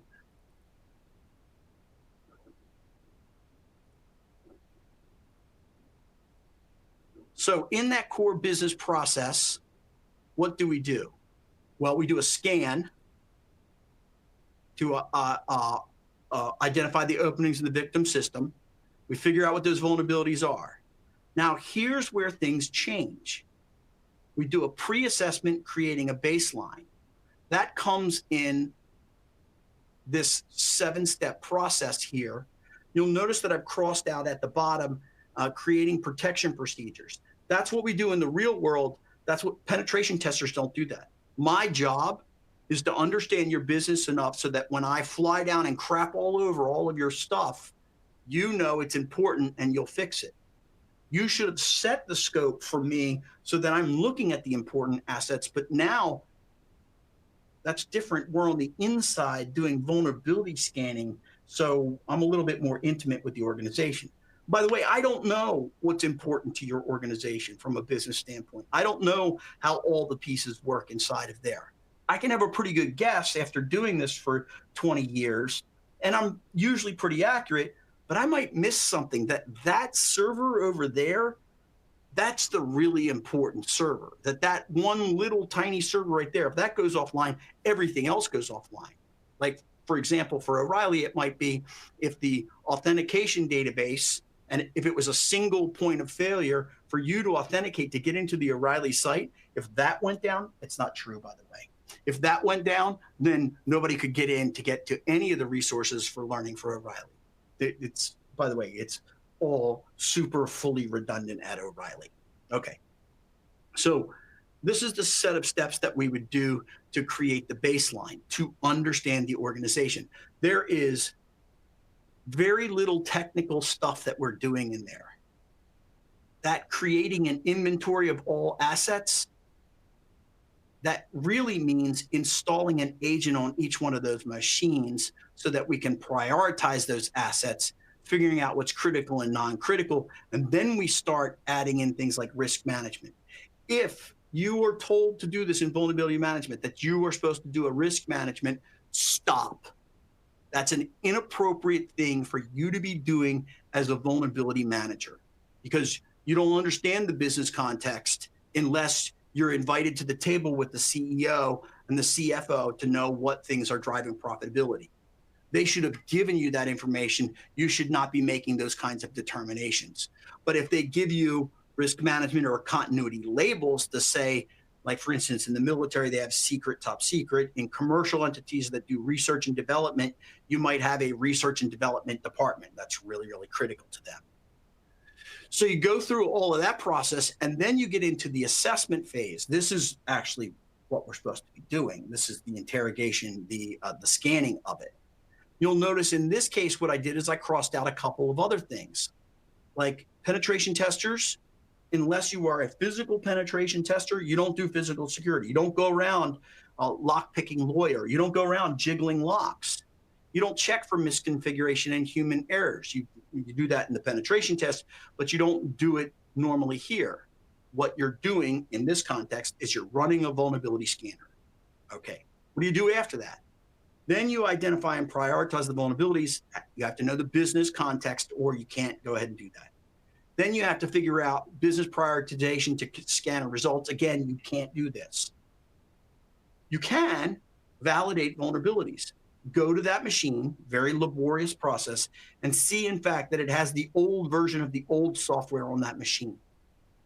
We do the automation on this. We do the automation at a patch management standpoint to stop all of this.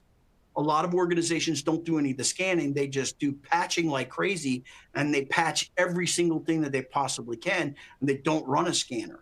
They leave that for penetration testing and for Nmap. So then you create that vulnerability scan report, and then this is the thing that we don't do either. We don't do the post-assessment.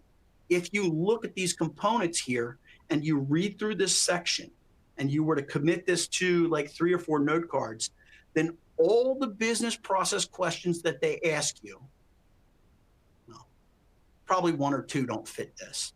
But anything that where they said in business context or something to that effect, you could solve them with that process right there. You could, because they're going to ask you what you should be doing next. So this gives you a list of steps in a particular order. And ultimately, when we get to the end of this, we monitor things like attacks to attempt vulnerabilities post-patch. that means that the adversary is coming back. That means that we have a security operations center. That means that you're on the defender team at this point. You and I, we didn't sign up to be defenders. We signed up to be attackers. We don't do policies, procedures, and controls. In fact, in my reports, I might say you need to update your policies, and I won't even say which ones. Not my problem. But if users are writing their passwords on the bottom of their keyboards, you need to figure that thing out. That's not my job to go ahead and update your policies to make sure that people don't do that silly stuff. From a core term standpoint, you have to know your common vulnerability scoring system, your common vulnerabilities and exposures, and a little bit on common weaknesses and enumeration. And all three of those, plus MITRE ATT&CK, and one other thing, is in that threats and vulnerabilities course that you might be interested in watching after this. But it goes probably like about 20% further than the CEH goes. So maybe this is what's going to be your next job. So that would be a great place to be. Okay, steps and techniques. Let's first start off with Paid Scanner. It's going to give you data. It's not going to give you context. And somebody will say, oh, you don't have to do any of the context. The GRC tool will do this. No, it doesn't. Don't say that. That's a career limiting move. You go, well, there's this guy, Dean. He disagrees with the GRC applying context to this. And they'll go, who is he? And I go, I don't know. He's some guy on O'Reilly. Go talk to him, and brush him off. But GRC tools fail at this miserably. And they're supposed to be doing this for us. GRC stands for governance, risk, and compliance. And that risk part in the center is what they're supposed to do. They don't. You can add quality metrics to them, but it doesn't work real well. Now, the next thing is what's called the inference-based assessment, but that's subject to false positives. When I do a scan against your machine and I see that you're running this version of Glassfish, I say, well, that version of Glassfish is susceptible. You are in deep trouble at this point. Suppose you have other controls, firewalls, intrusion detection, intrusion prevention systems sitting on top of Glassfish locally. If that's the case, then I'm generating a false positive because you've taken care of this in another way. Okay, now, just going to share with you real briefly here the manual process. This is the thing that is going to hurt you, okay? So let's look at this manual process from an overview standpoint. You do an Nmap scan, and that gives you a list of assets. Then if you need to get into the Nmap scripting engine where you go after like looking at it from a web server standpoint, you'll use the Nmap scripts that are relevant to that particular service, like the HTTP scans that are available to you. You put all that information into an output file, and everybody thinks they're done at this point. You're not. And this is the part that makes you a great professional and stands out from the rest. You're going to funnel this stuff down and you're going to loop through this process as quickly as you possibly can, build as much automation as you can, learn as much as you can. And here's what happens. You're going to go into research databases. You could do this from the vulnerability standpoint by looking at Vulnerability Lab or CX Security. You could do this from an exploit standpoint. That would be like ExploitDB, Rapid7, or PacketStorm. What are the reasonable exploits that are out there? Because it may be that you can leave a machine unpatched at this point, and that's not a big deal. But when a vulnerability comes out in one of these vulnerability databases, then people are going to automate this and they're going to go after you. So that might be your threshold for saying this is important. It might be you can't do anything about this because you're a really small company. So now what you do is you say, okay, I'm going to look for patches. That is the real painful part because you have to do that on a vendor by vendor basis. You have to know every piece of software and every vendor that is attached to that particular piece of software. If you didn't know that SharePoint was made by Microsoft, you might go searching for SharePoint and looking for SharePoint patches and get something completely out of context. It's unlikely that you would, but you get the idea. But How many different pieces of middleware and software do we have on that? Do we have a software inventory system? How are we deploying those machines? Are we deploying them with, like an automation system, like a Chef, Puppet, or Ansible, or even SaltStack? How are we getting that machine up and running, and how do we know what the inventory is on that machine? And the answer is, in small organizations, we don't. An administrator goes, I just need to get this running. Let me see how many things I can throw at it, and I keep on adding them to the machine until it actually works. You could look in the CVE identifiers, and that would also give you patches back. That's in a lot of cases. Like, for instance, I think we can do it for this one. Yeah. Okay, so for this one right here, this is a reference and advisory, and you will see that in this case, Microsoft has a patch available. But you've got to do that on a manual basis. You've got to know that this particular computer has these patches available to it. This particular computer over here, because it runs a different version of those things, has these patches available to it. And so, yes, this is incredibly painful in a lot of cases to actually get that done. We're right. Sorry.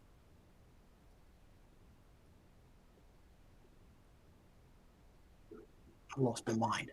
There we go. Okay. So after you've got that process down and you've got lots of automation behind that, you've got lots of, maybe you use AI to help you with this.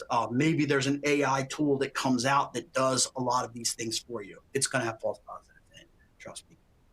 It still can't correlate these weaknesses to systemic problems. And this is where you, in your 5th, 10th, 15th year, somewhere along in there, you start seeing these commonalities.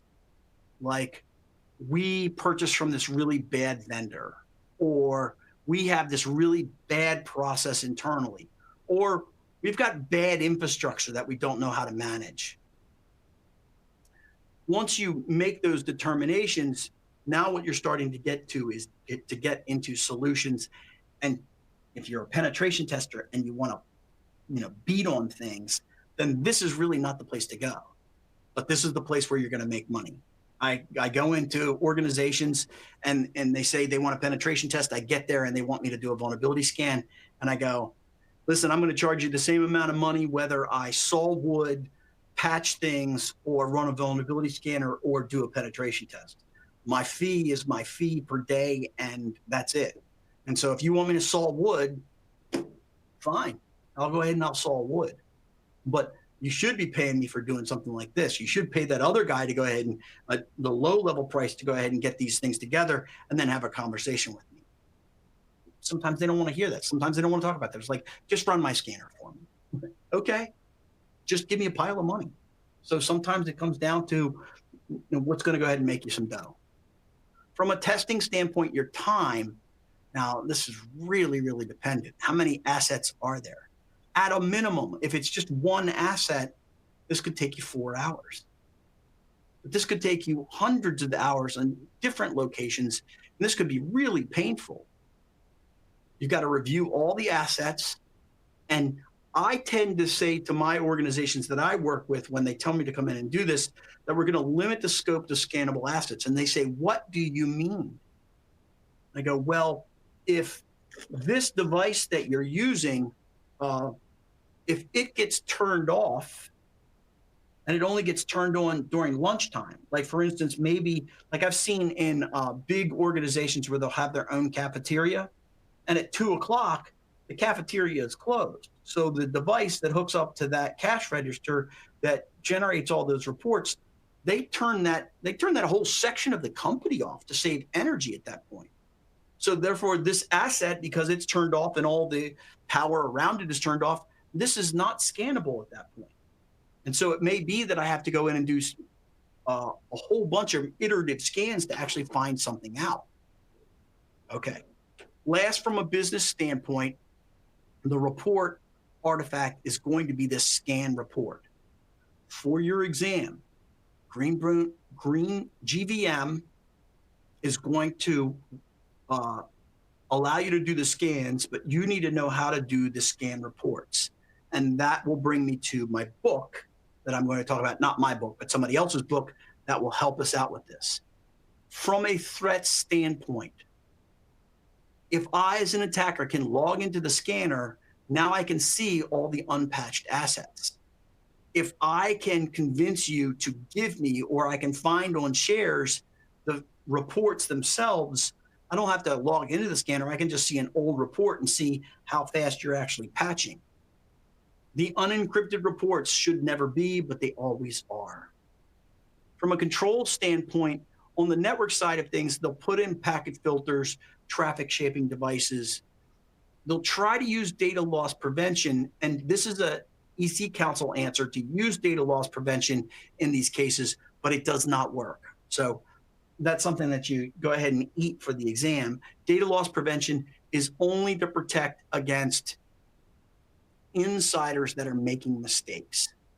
If somebody wants to be truly evil, data loss prevention is not going to stop them from exfiltrating data. On the host side of things, they'll say, let's use stack and heap protections. Those are operating system tools. We'll use whitelisting, and that's actually allow list. AV filtering and behavior analysis will also be there. These are all tools that you can put in place. I don't know if they're going to help or not, and you have to test for that. Now, that's vulnerability analysis in a nutshell. We're going to take a break, and when we come back, we're going to do our next lab, and that lab is going to be the vulnerability assessment. If you were with me, let's see, let me copy this link.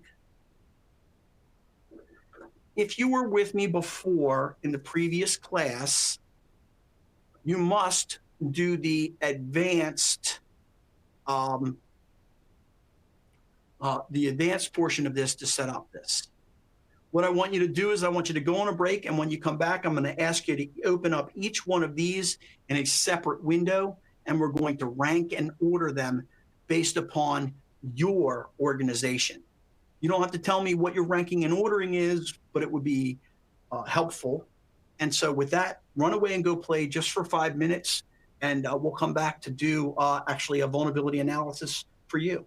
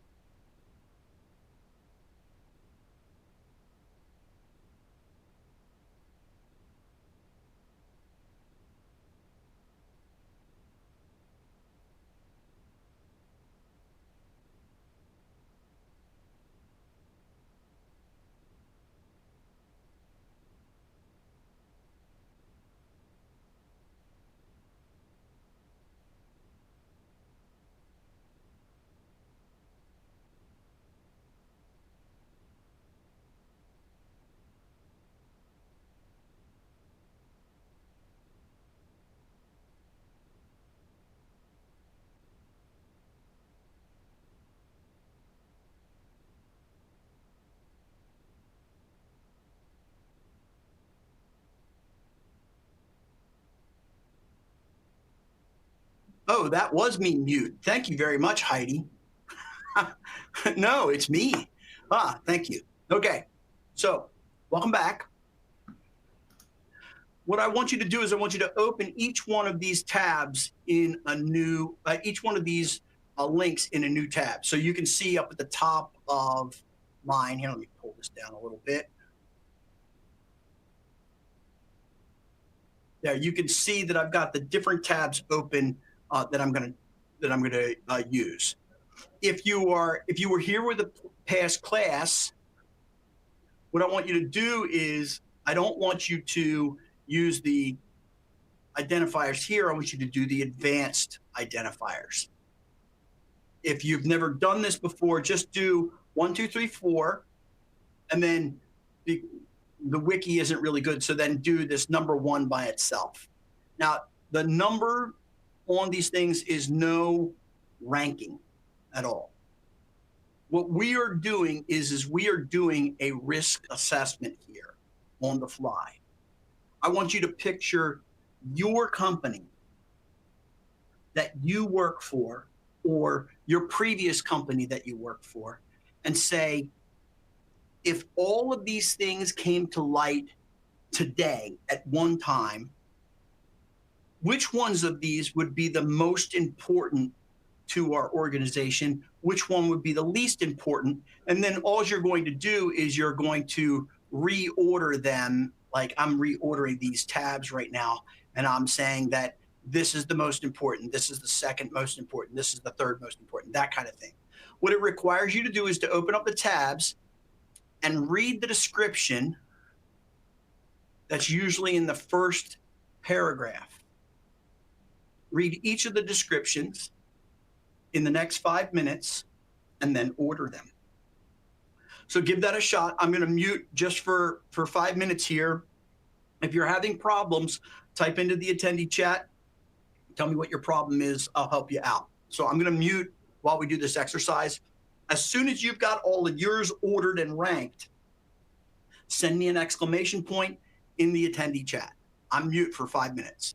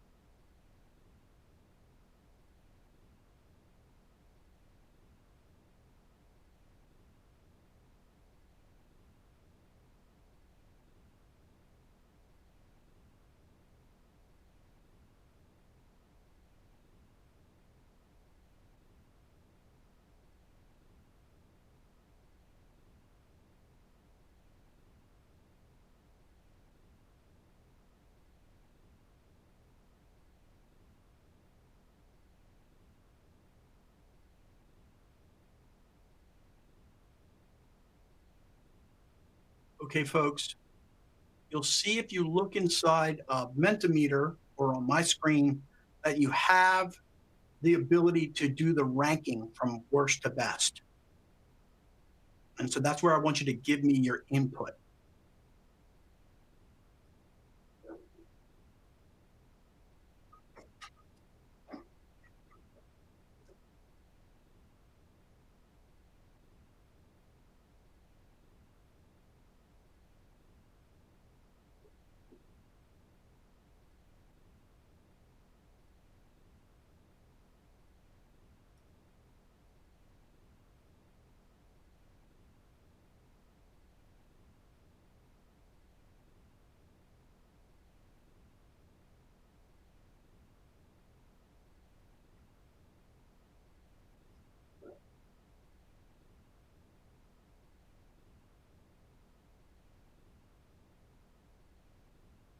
Got about 1 minute left.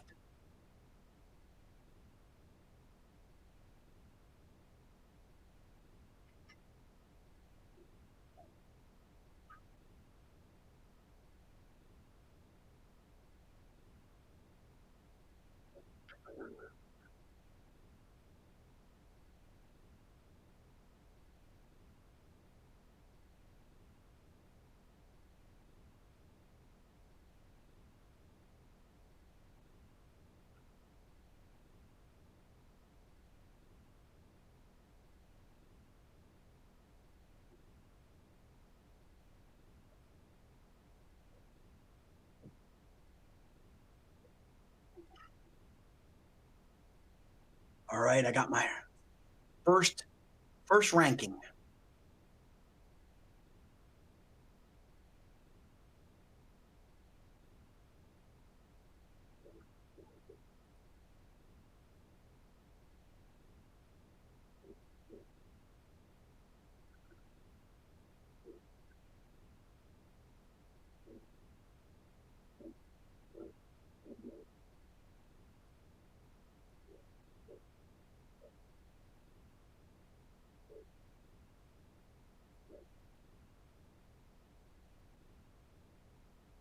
Anybody else?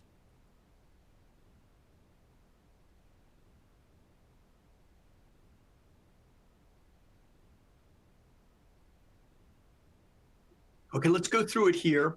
Take a look at how I did it.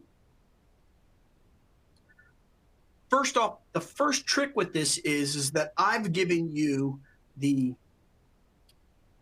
sexy names right here.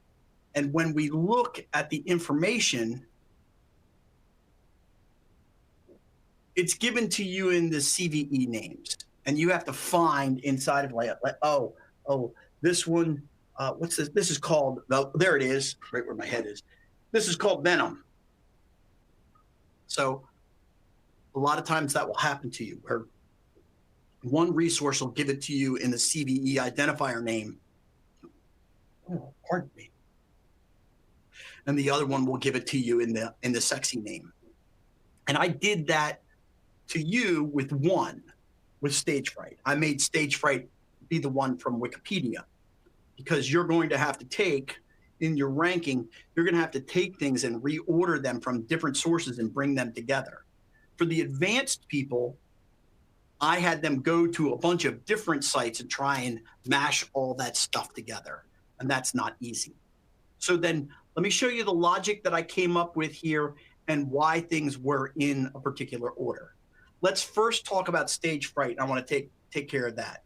The rule in our organization is absolutely no Android whatsoever. We are an all Apple shop, full stop. So therefore, since we have none of this, and in fact, if somebody brings in like an Android device, like I have one for testing. See if I can find it. So I have one for testing. This is an Android phone hooked up to a Raspberry Pi. If I bring this in and I make the mistake of turning this thing on and powering it on, my security controls will see that it is a stage fright device. I mean, it won't say it's stage fright. They'll see it's an Android device, and it'll send it directly to the internet, and it won't allow it to be on the network of our organization. So it just flat out stops it. So I know those controls are in place. I know that's not allowed. So I'm going to push this one all the way to the end. All I'm doing is just dragging it to the end of the order here. Oh, shouldn't have done that. Okay, there, it's at the end of the order. Now I'll go back and I'll take a look here. And this one's called Floppy Disk Controller and QMU. Now I actually use a tool that uses the QMU. That's QMU is an old version of how VMs were working, and I use a tool called it's not GVM. It's an older tool that's out there that allows me to do both virtual machines and virtual routers and switches and those kinds of things. And so that is an important tool in our environment, but it's way back down inside of our lab. So I'm going to put it up first for right now because that's the one I'm just looking at, and I'll put that as the high priority. Next, I'm going to look at what's called 6271, which is called shell shock. Shell shock is against the GNU Bash. And so we have a lot of Unix, a lot of GNU Bash in our environment. So I'm going to put that, I'm going to rank that one first at this moment in time, because if I don't patch for that, I have real problems. Next, the OpenSSL protocol and the padding Oracle attack, also called Poodle. So this is for SSL protocols. We migrated to TLS almost instantaneously, and we do not have any software in our organization that is susceptible to this. So that I'm going to push this all the way down, and it's going to be Stage Fright is last, and then Poodle is next to last. Let's look at the last one that I haven't discussed here, and this one is packets for Heartbleed. Now, the Heartbleed attack is against the OpenSSL library. We use, for our VPNs, we use Cisco products for all of our VPNs. And the Cisco VPNs do not implement OpenSSL. However, the administrative interface for our Cisco products, where we go and log in and set and configure things, that does use OpenSSL. So it is important to us, but then is it more important than the floppy disk controllers, or is it less important? Well, since the floppy disk controller stuff is deep inside of a lab and deep on my testing machines, it's not my production machines, then I'm going to move that down. I'm going to bump that down one. And then I'm going to compare that to GNU Bash. I've got lots of machines on the internet that are susceptible to this. So my final ranking that I come up with is GNU Bash is the first thing that we should patch. It's the most important on the most assets. Second on my list is dealing with Heartbleed. And for Heartbleed, it's second on my list primarily because for my VPN interfaces, if I want to manage them and configure them, I am exposed there. It is possible that my clients can, that attackers could go after those things. So I can still do my VPN, but I can't do any administration. So I put in a secondary tool, which I basically, what I did was I locked all administration. Basically, if you had a VPN, if you had VPN access and you were using it, you could continue to use it, but no new hires could come in and get VPN access because I'd have to go into the administrative console until we got that fixed. So I had a workaround for this before the patch was available for it. Floppy disk controllers, that's in my lab. It's low priority. It doesn't drive any of my business assets, so I put it low in the list. I don't have any Poodle whatsoever in my organization, so again, even lower. I don't use that protocol. I mean, I don't use the SSL protocol, so it's much lower on my list, and it's forbidden to be using any kind of Android devices, so then I'll push this all the way down my list. If somebody were to bring in an Android device and get compromised, I have compensating controls for when that device were to phone home. If it were to phone home, it wouldn't be able to get out because it wouldn't be able to resolve anything to make Stage Fright work. So that is my way of doing the ranking for that section.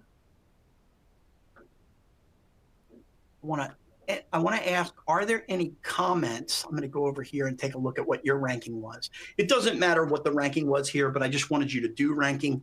And I got 3 inputs here. Does anybody have any questions on this process? I'll give you about 60 seconds here. We are almost to the bottom of the hour. We have an hour and a half left in our time together. It is definitely enough time to actually get it all done. I want to talk about a couple of other things and get us set up for the next section, and then we're going to take a break.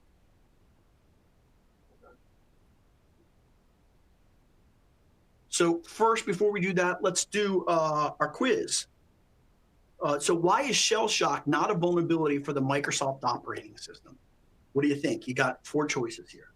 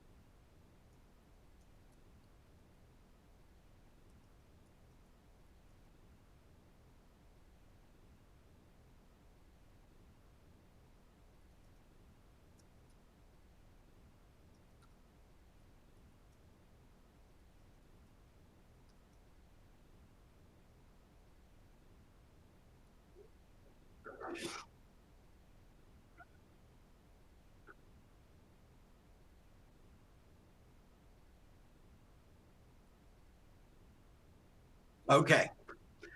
So everybody figured it out. So you can have any kind of shell you want. So that's why this is not the best answer. It's close, but nobody fell for the Microsoft things in the middle. But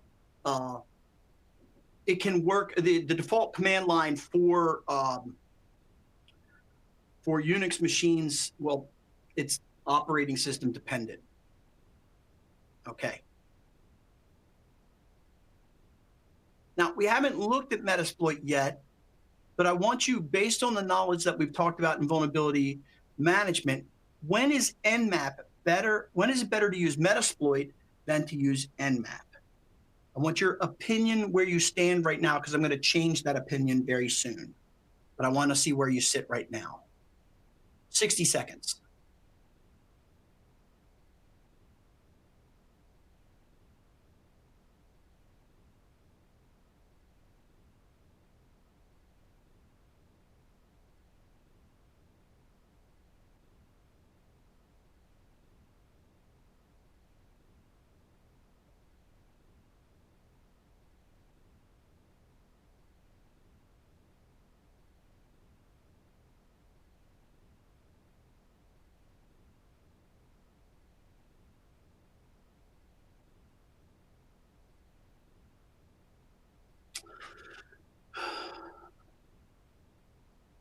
I like that answer.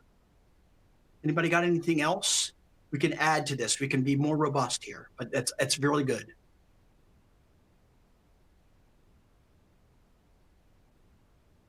Oh, I like that. I hadn't thought about that one.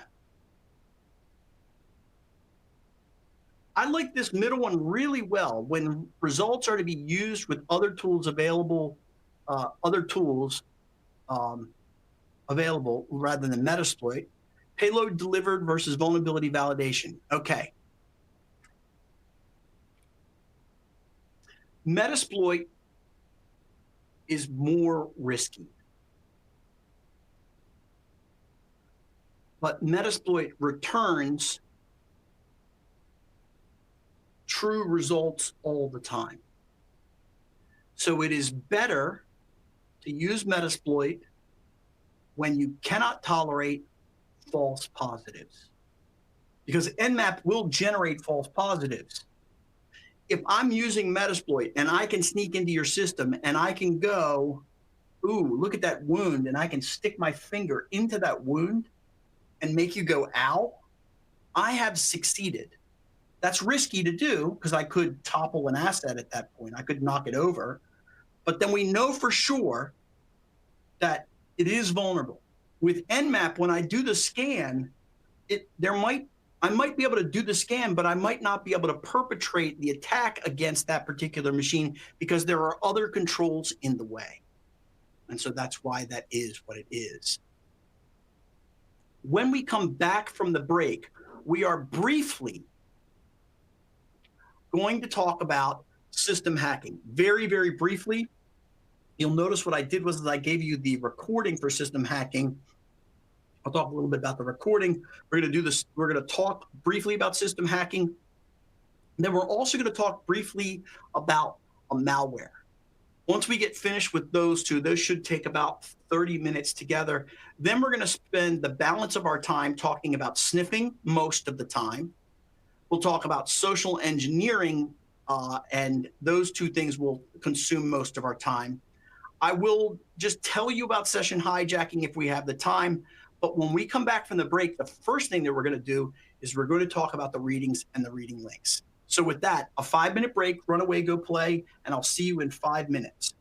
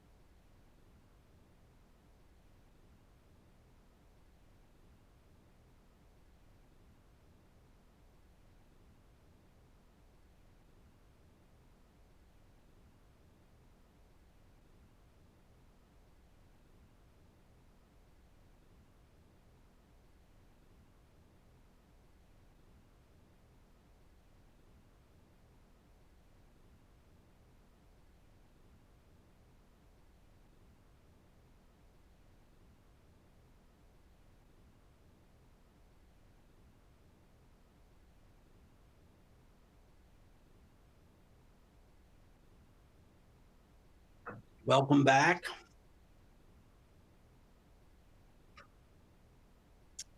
So let's talk readings here from a plan standpoint. If you would have gone into the CEH Bootcamp and downloaded everything in the 2-day folder would be this link right here. It's called the CEH99 Reading Links HTML. And so you download that, and that looks like this. Okay. It's meant to be separate and different. I want it to be like that because I don't want it to be confused with other things that we're doing. And so what I did was I said, which of the sections of the exam, which of the sections of the course are there any exam questions at all? Any.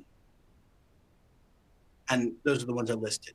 Like, for instance, you'll see that I don't have anything in here, and I do have it in the videos for completeness. I don't have anything on cloud security. I don't have anything on Internet of Things security. I don't talk about any of those things in here. Why? I didn't see anything on the test about them.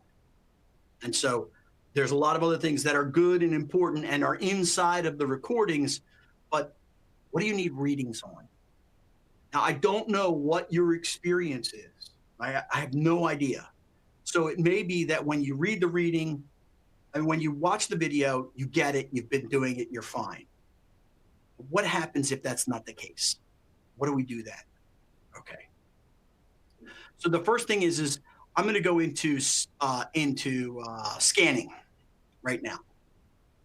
Inside of scanning, you will see that I have 5 components inside of there. Can you clearly diagram on a whiteboard IDIP? Can you understand IDS and firewall, banner grabbing, drawing a network diagram? And so you should have a note card on each one of those things at a minimum, and you should have more than that. But your answer is no, I don't. I don't have any idea. Okay, then you go down to the yellow resources section, and that breaks into 2 different sections. Sometimes there's only one, but most of the time it's 2. What is the best reading on the topic at hand in O'Reilly? Not the most complete, not the longest. What's the best reading that I can come up with? And so, for instance, in O'Reilly, from a tool standpoint, I know that you have to, from a scanning standpoint, you have to know HPing, Firewalk, and Nmap. Those are the 3 tools that I know. So what's the best resource? Now, sometimes it gets into a tie. Like, for instance, sometimes you just need the basics. Sometimes you need a perfect resource on it. And so I gave you 2. You go, okay, well, Dean, my O'Reilly subscription is lapsing at this point. I think you should update it. Not because I work for O'Reilly, but because I'm an O'Reilly fan and I can't find things that are better. But if that happens, you can go to the public resources. So once you download this mind map and you use it, you can get into public resources. Sometimes the public resource is better than what they have at O'Reilly, or it resonates better for you. So if that's the case, then use those other resources. Now, in a lot of my other courses, I have what I call the one perfect book. Like, if you could only read one book, oh, and by the way, the big box over there, that's a flaw in the old Mind Manager rendering. I can't get rid of that box. It's in there, it's stuck there, but it doesn't hurt anything. So every once in a while, somebody will go, what is the best book on all of this stuff? I want an all-in-one book. Most of the time, the title all-in-one is a lie, and it's not the best book. But sometimes when you're looking at books and you're reading them, the title of the book helps you in an entirely different way that you didn't pay any attention to. You thought, why does it have to, what's going on here? And that's where the 2 books that I put into the chat as links are both by Rick do I say it right? Messier? It's probably French, and then I'm really butchering it. So please forgive me. What I just did is I just read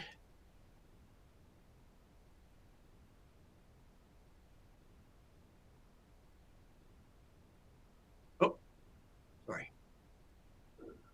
I just read and helped do a little bit of a technical edit.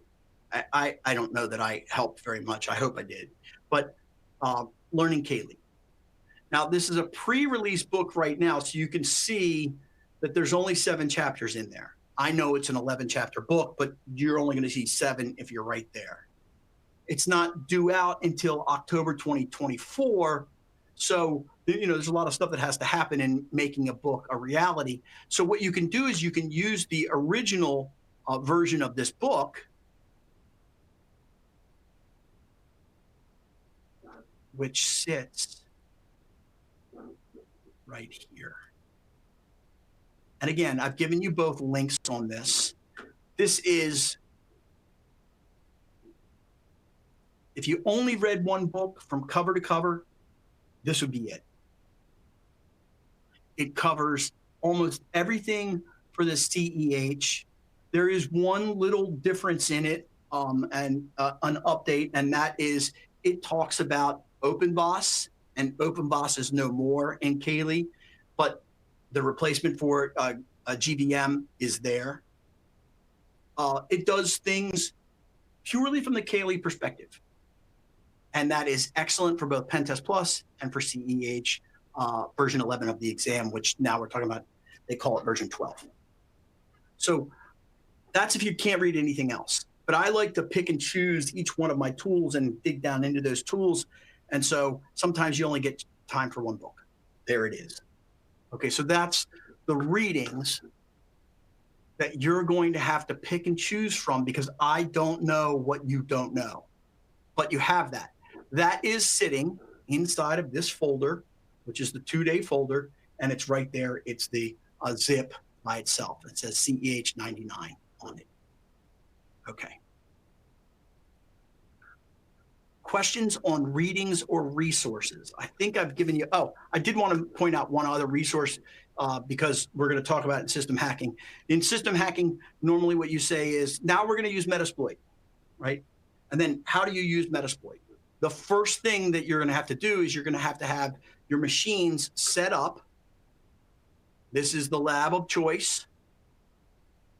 You're going to have to be able to log into this, Kaylee with the password of Kaylee, and that will get you inside of your virtual machine that you're going to use that is attached directly to these 2 victims, Nix and Win.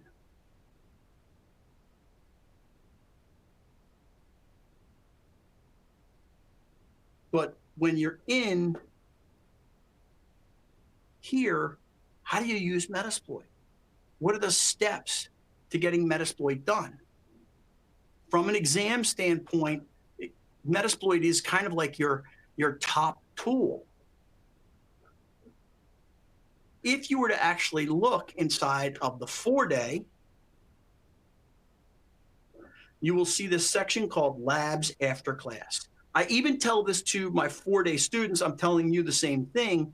If you go into Labs After Class, these 3 sets of labs, there's lots of repeats inside of here. These 3 sets of labs are just basically Metasploit against the Metasploitable 3 set of computers, which are the 2 machines that we have there. And you can walk through each one of those things, and you've done all of Metasploit. That's necessary as a CEH or a Pentest Plus person. So there are the perfect labs. I got these labs from these people. I asked them if I could post them there. They gave me permission, and so I put them up inside of there. I didn't edit those documents in any way, shape, or form. So they're their documents. I just put them here so that you can find them, because there's stuff that disappears on the internet all the time. Okay, so that's where you can get your system hacking practice in a very real way using the AWS labs. I did get, by the way, I checked some of my email. I did get some emails back from people who said they were interested in doing the new way to do the labs, and I am going to send out work on that probably tonight and tomorrow. I have to test a couple of things, but it should be pretty quick that you'll be able to run those scripts and test those things. And they will be unique. The first ones will be unique to your region where you're using AWS. I want them to be bulletproof before I go and start adding in variables into them.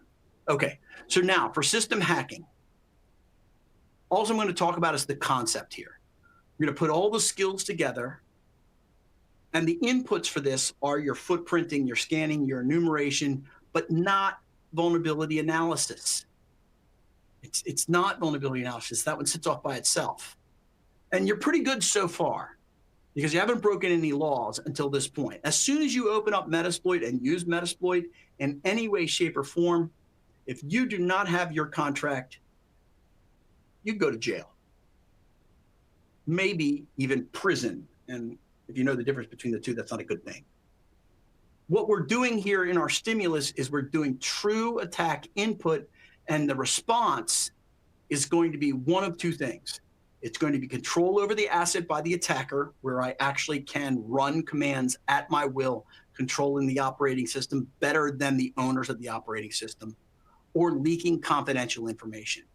If you ever play a capture the flag game, and by the way, in October, we are doing O'Reilly's version of capture the flag. We're doing it here together. I'm going to be the host or the MC. I don't know which one of those things I'm going to be, but everybody's going to get together for capture the flag. And in a lot of cases, what you're asked to do is to find something. When I go into an organization, when I go into the research and development organization that I worked in for penetration testing, they said, we want you to find the super secret plans for this. Go. No rules, no nothing. That was it, and I just went in. Other organizations, like I work for an educational institution, they said, we want you to find the salary information for these 3 people. The funny thing was there was a bunch of other copies of salary information on that network that didn't have those 3 people in it. They were kind of like fakes that they had placed around for me to find. And so I went and I said, I found this one, it didn't have it. This one, I didn't have it. This one didn't have it. This one, it did have it. And they went, oh, you actually found it? Yeah. That leaked confidential information, that is the keys to the kingdom. By defining that, what they say is, this is what an adversary would go after. This is what we want you to go after. Capture this flag. Once you pick that off, you encrypt that thing and you send it back to them, then you've accomplished the goal. Most of the time, it's control over assets by an attacker. Sometimes it's capture the flag. In your methodology now, you're doing, well, all the different steps, but they're all inputs. And here are your 4 steps within exploit. Compromise a system vulnerability. That means that you overcome any kind of compensating controls, any kind of firewalls and things like that. You overcome those things and can get into that vulnerability. Gain access to the system. Just because you can exploit it doesn't mean that you can run exploit code on the system. Those are 2 things that happen almost simultaneously. Once you compromise a system vulnerability, you gain access. Then escalate your privileges. You start at a low level, you move your way up, and then execute new arbitrary applications. One of the things that I like to do is I like to install a piece of software on that machine. And especially from a service standpoint, I like to run that service, but it's usually something very benign. I don't run Doom servers on production services, but it's a little tool that I have that pops up and goes like that, and that's what it does. So execute an application. When I can install software on a machine, it means a lot to a certain group of people. Do I cover tracks? Remember, this is a question. This isn't a statement. if I do need to cover my tracks and I want to pull data off of those machines, then what I do is I exfiltrate that data. The tool that you would use is some form of steganography. Do I remove evidence from the logs themselves? Do I wipe the logs? Now, there's a really easy way to do this. As if you're truly evil, the way to remove evidence from logs is horrible. Usually we're talking about cloud assets in this case. And on those cloud assets, they have operational dashboards that say that these machines are working at peak efficiency. At a certain point in time, some machines will work less efficiently. Something's wrong with them. You don't know what it is. And what operational people will do is they will say, well, we're not getting our full CPU utilization out of this machine. It's not behaving very well. So we want to replace it with one that's got full operational capability on it. And so what we'll do is we'll just kill that machine. And operationally, they will wipe out that machine for you. You don't have to do it for yourself. But in a lot of cloud environments, there is very little logging evidence held locally, okay? It's usually shipped to a Splunk or something else like that. It's passed all that data out there. So it doesn't matter whether they wipe out this machine or not. Eventually, somebody's going to review the Splunk log. They're going to see that I was in there. But what they can't do in this case is they can't go back to that old machine and go, let me look at that machine and see what's going on. So if I can convince the operator that this machine is failing in some way, shape, or form, do something else to it to make it look like it's lagging in some way, shape, or form, they will kill it for me, and they will remove evidence that was otherwise necessary for the security operations center, incident response people to work from. So that's kind of the state of the hack. But that's not a very nice thing to do as a penetration tester. If you're going to do those things, you're doing a full red team, blue team test, and hopefully you're doing it on a non-production copy of production assets. From a core term standpoint, this is broken into, you want to get specific, you have definitions here. I'm not going to go into those definitions. I'm going to say to you, watch the video on that. I've given you the link. For the real world, after we're finished here, after you're finished dealing with Metasploit and you've taken your test, you really want to start looking at CAPAC and attack. I do a whole 2-hour presentation on attack, and you've seen my image that's standing up there right now. That's the atomic image that you can actually use. So I use attack and atomic together so that you can see how you can beat that thing up. If somebody were to say to you, well, Dean's doing version 11 of the exam, we need version 12. I've told you that there isn't, but okay, let's assume that for a second. If you come to my 2-hour attack, you've solved all the problems that have been introduced by version 12 of the marketing material from EC Council. What I'm not going to cover today is the techniques on each one of these things. I just won't go into these details here. I'll say watch it or come to the 4-day class. I talk about all of those techniques. What I will say from a testing implementation standpoint is you have to build a professional practice with Metasploit.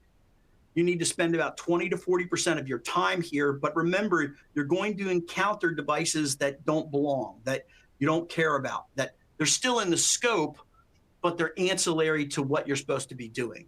When I was looking for those salary files, I found other machines that had salary files on them that weren't relevant to the scope. But I wouldn't know that until I actually dug down into that file and saw Mr. Smith makes $1 million a year, that kind of thing. Normally, what will happen is if you're working in a large enterprise and you need a workflow process, you will buy a Metasploit Pro license. But that's only for large teams. It's usually internally. It's $15,000 per year for you to do that. It has great workflow in it. It is not something that you want to do unless somebody comes to you and says, I'm going to give you the $15,000 per year to support this in your environment. You just don't do it. From an artifact standpoint, screenshots are still good. capture the flag, scope, objectives are going to be the thing. Find this file. They will ask you to do that every once in a while. You have to be gentle as you're going through. You can't knock over the machines and say, oh, it's not on that one, let's throw that machine away, because this might be operational assets. From a threats standpoint, a lot of people will say, well, why are they using Metasploit or Cobalt Strike out there? You know, these tools should be illegal. And that's actually what they did in Germany, which I kind of think it's dumb, because here's the philosophy behind Metasploit. This is what H.D. Moore said when he built this tool. He said, I'm going to go out there on the internet, and if I can find a proof of concept in 2 separate places that attack this particular unpatched machine, then that means that somebody else can find at least one of these. So I'm going to take those 2 different exploits, well, the same exploit against a different asset. I'm going to bring them together. I'm going to formalize it. And I'm going to say that if I can attack it with Metasploit, you should have patched it. And that's the simplest thing out there. The adversaries may be using Metasploit. They may not be using Metasploit. It doesn't really matter. They may be using these proof of concepts that they find out there. But if you can use a tool like Metasploit, Cobalt Strike, and then there's a whole bunch of other ones that are out there, then really what that means is it should be patched. But you're going to get into this argument. People are going to be mad about using Metasploit, and you're saying, you can't do that, you shouldn't do that, that's not right, that's not fair. Too bad. Be ready for it. From a controls standpoint, pause just for a second here. EC Council says, here's what you do to protect against system hacking. And they give you this list of stuff that may or may not work in an environment. And so what I did was that is previous material that you should have gotten as an input to this class. And sometimes people need that. Just like yesterday, I talked about, you have to know how your packets are set up for TCP and IP in version 4. You need this. I'm not going into the Security Plus data, but it is there for you to work through. So that's system hacking in a very, very brief format. I'm going to be even more brief when it comes to malware, because this is not reality in any way, shape, or form. I'm giving you the link to the recording from the malware section, but I want to be really clear about this. So I'll give you the concept here, and you can take it from there. Today, what are the attackers doing? Well, they're trying to get paid, either through crypto mining or ransomware. And so we have all these new terms that are out there that are incredibly precise. And in order to get to those terms, what you need to study is something like CAPEC. You can study MITRE ATT&CK or CAPEC, and it will get you where you need to be, but not for the exam, because that precision is really, really detailed and wonderful, but way beyond the scope of the exam. So what are we supposed to study for the exam? Well, yesterday, we started talking about, well, years and years ago, we started talking about malicious software that damages computers and gives control to a system attacker. We didn't even use the word rootkit. We used things like virus, worm, Trojan. The problem is that most of this stuff is all mixed up, and the program techniques that are out there incorporate all of these things. The exam is centered around these things. Now, one of the things that you're asked to do for your exam is the steps to building a Trojan. I will give you these steps. They are listed here. But if you use these Trojans and you think that you're going to be super sneaky and, hey, I'm going to be evil and use this thing, you will get caught immediately. These tools will not work in that way. I do not, in fact, use Trojans in my operations when I mix the malware with the social engineering. I don't do that. So I don't even build these things. I don't even build, there's a whole bunch of different tools that you can use out there to do Trojans and droppers and wrappers, and how you get all that done is listed in this set of 6 steps here. This is straight up memorize this thing. If you were to do this and you were to use the tools that are suggested in the tools section of the black mind map for malware, what you would do is you would create something that would get caught by almost all antivirus or anti-malware. It would get caught by all, what's it called, ERD, endpoint something detection. I can't remember what it stands for. It would be caught by all intrusion prevention and all intrusion detection systems that you spend more than $5 on. So it won't work. Okay. But what I do from a professional practice standpoint is I put a timer on people that I have socially engineered. So here's how it works. I send out a phishing attack and it has links in it. They shouldn't be clicking the links.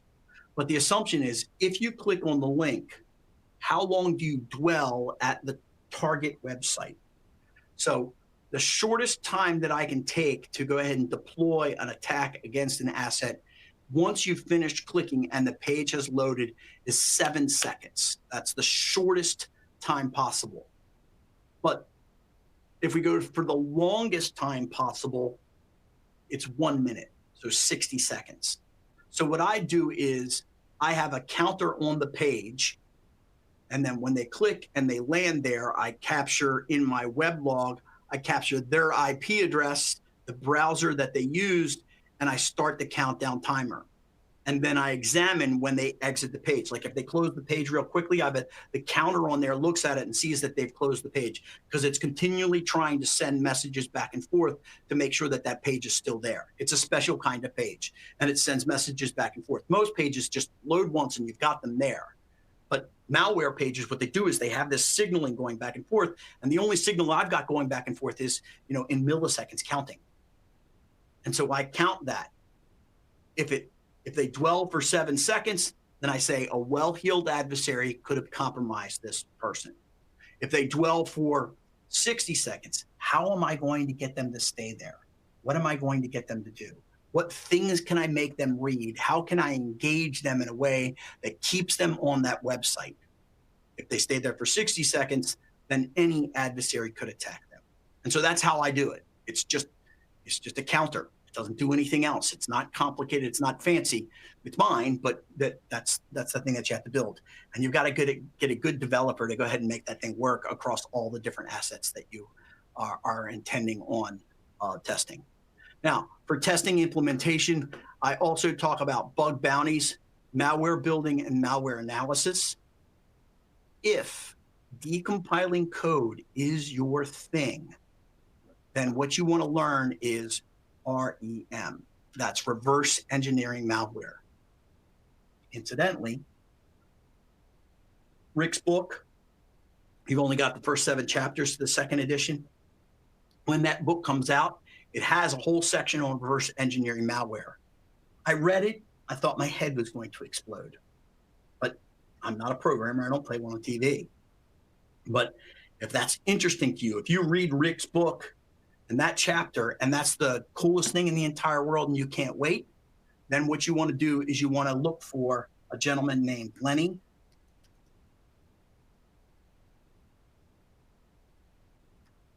I'm probably spelling his name wrong. Zeltzer. You only want to take a course from him. You don't want to take anything, course from his minions. And it's a very expensive course. It's not an O'Reilly thing. I don't make any money off of it, but Lenny is the best at reverse engineering malware. I watched Lenny do reverse engineering malware on the fly for the first time at a SANS conference way back in, I think it was 2012 is when it was, 12 years ago. He actually did that live, and from that was born this whole reverse engineering malware thing. That's my one.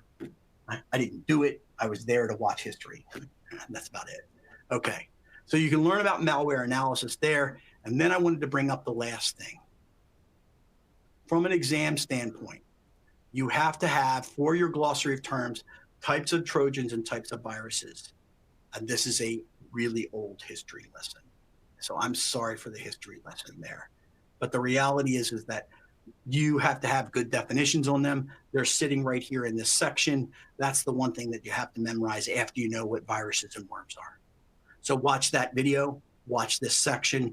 I don't have anything else to say about malware other than Rick is brilliant, Lenny is brilliant. I can't do it. it's just not my skill set.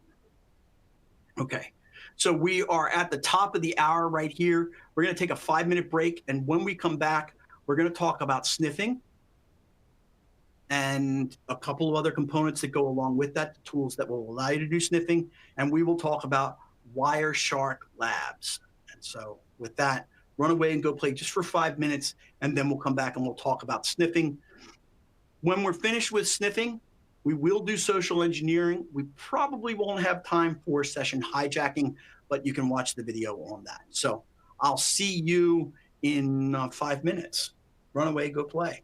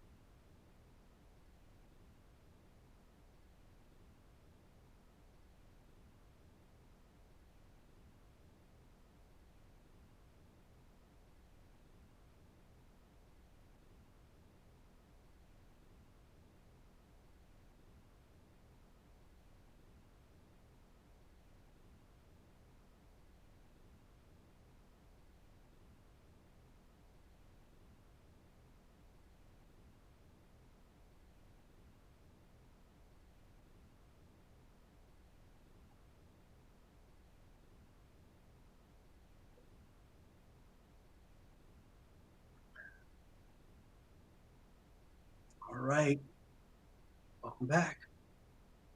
Now you'll notice I'm back inside of the Bootcamp GitHub, and I've drilled down into the 4-day section.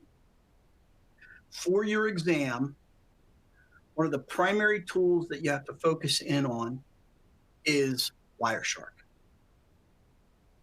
Wireshark is installed inside of Kaylee.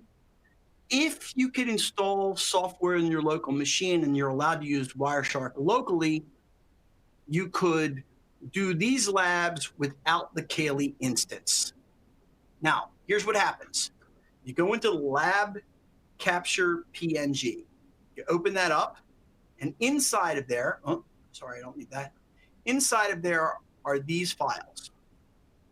How much do you need to understand when it comes to Wireshark? Well, if you can execute each one of these labs, then you win. Now, these labs are a little bit different in that, and I'm just going to go into day 3 here. You'll see that I have 2 different files. One of them is the text file, and that's the instructions. And the other is the capture file itself. Now, I'm going to click on the capture file so you can see how this works. And it says, you can't view this here, so download this. So I'm going to let the download actually occur.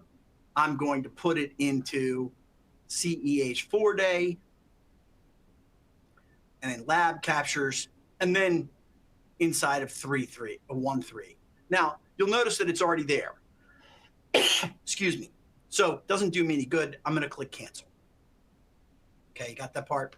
Okay, now I'll go back and I'll look at this one here, which is the text file. Now, it will display a text file for you. This is important for if you want me to look at your results. The subject line of your answer to the question is the name of the PCAP file. If I find that you're just asking me for the answer, I'm not going to answer you. But if you said, I've done my homework, here's what I think, and here's my answer, and here's why, I will answer you back. But you have to have a solid foundation in Wireshark, which means that you have a solid foundation in network protocols. So you have to do your homework beforehand to get ready to go. It's not a ton of work, but it is, if you don't have it, it is anywhere from 4 to 8 to maybe 20 hours worth of work to understand how network protocols work. And if you don't want to do that and you say, hey, I think I can jump over that, then you can go straight here. Fine, no problem. You'll give me this as the subject line. That's the capture. And then you'll answer. You'll cut and paste this and you'll answer each question. And all you have to do is type in after that a -A with the answer there, and I'll look at them and I'll review them. Okay? If I see you give me too many answers back where you're just kind of faking it a little bit, you won't get answers back from me. I won't even answer you. So don't abuse the privilege of me doing it, because I'm willing to do it with you, but you've got to be putting in the work. Okay, so now you've got this here, and let's go over to Wireshark. And now what I'm going to do is I'm going to do a file open. You'll notice that I already have it in my list right here. And here's Wireshark. You should understand the 3 different panes that are here. You'll notice that I take this pane and I push this all the way over to the side. The reason why you want this pane, and what's really good about this pane, is right here. If there's a clear text password, you will be able to read the clear text password right here in this pane. Otherwise, you take this and you shrink this down, and like you see that I've got it all the way behind me. I mean, it's right behind me here, but it's shrunk down to nothing. You've got the details pane. So when you click on one of these packets, this detail pane has that information in it, but it is still collapsed. I push mine down like this until I'm ready to actually do examination on it, and then the little chevrons that are all the way over at the end will expand and show you what's inside of there. Sometimes there are chevrons inside of chevrons, And this is giving you all the details about a packet. Cool thing about this is you don't have to turn your computer into promiscuous mode. That usually is the thing that makes everybody angry when they install Wireshark, or the people at your work when you install Wireshark. You're just looking at these packets and doing the basic examination and answering those questions. And that is the packet capture portion of it, but that's not sniffing. And that's where we're going to talk for a couple of minutes. So if you're into sniffing, just kidding. You'll get this fabulous browser window here. And I have given you the, let's see, here's all of it on Wireshark in one copy and paste message. There you go. There's the watch, the read, and the do in the attendee chat right now. Okay. So sniffing allows an attacker to gain sensitive information. Here's the problem.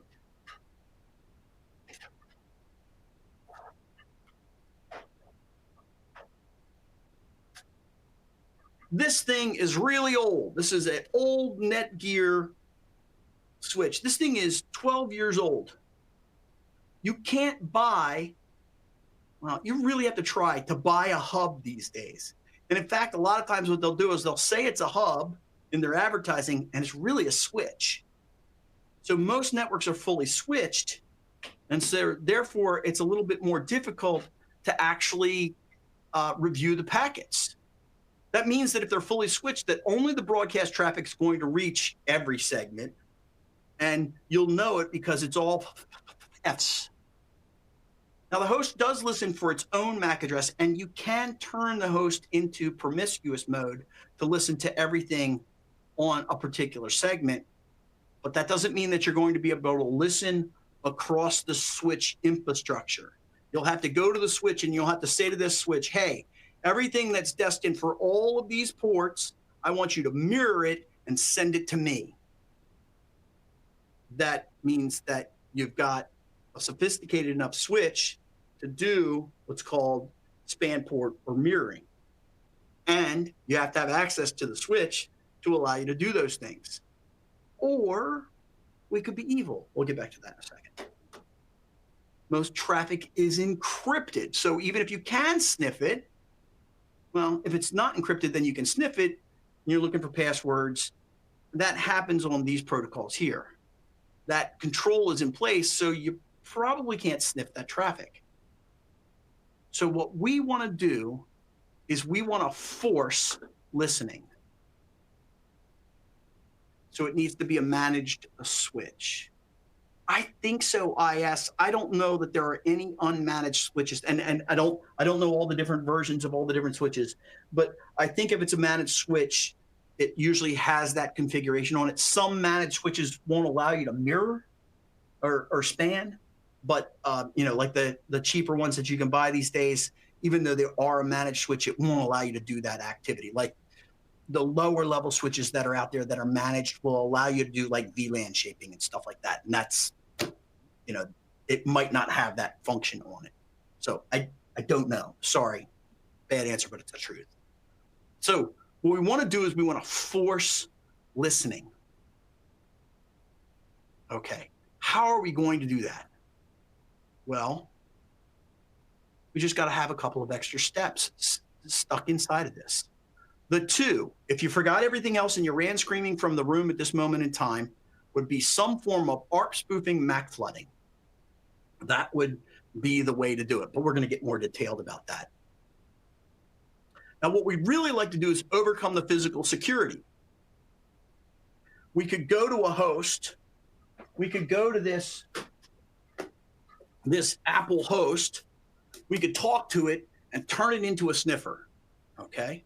That's one way. Now, let's say that this is a regular machine inside of your network right there. You've got that. Here, let's go right there. You've got that host inside of your network. Normally, that host would be connected to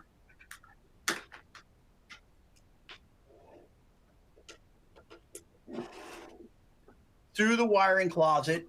I'm sorry if you can't see that. Oh, that's green, that's why. So through the wiring closet, and it would be connected into this switch port right here. So that's what you would get. You'd get something that looks like this, okay? These would be really far spread apart. And so now, normally you don't have control over the switch itself, but this is plugged into a port on the wall. So we don't see the switch. What we see is this goes into something else. What we need to do is we need to insert ourselves in the communication path, but we still need to end up going to the other side of the path. So we've got this little tiny piece right here that we insert. And now what we want to do is we want to listen. So how do we listen? Well,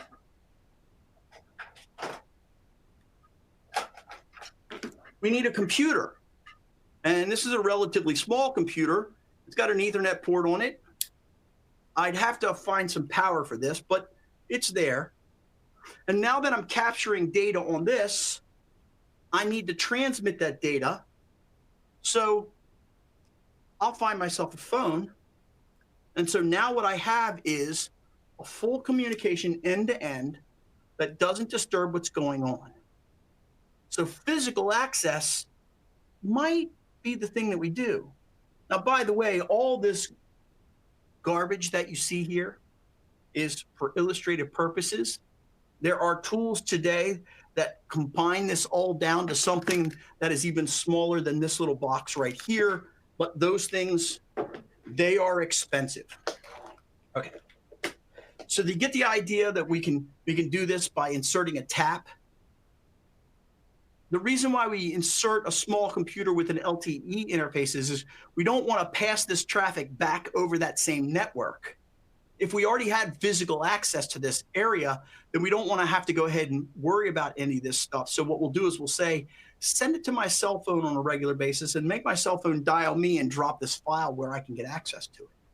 Much easier and elegant. When the test is over with, then we retrieve all of our equipment and you say, we were able to get into this location under this desk. And in a lot of cases, what you're doing is you're going under somebody's desk that's got a lot of, look for a cubicle that's got a lot of trash and a lot of junk all over the place that you can hide your stuff behind. Now, what I'd rather do is not show up on site, because I like sitting right here and working without ever putting on shoes. So what I can do is I can attack the switch configuration. And the feature is either called span port or port mirroring, or we could even go into the administrative SNMP and reconfigure that device.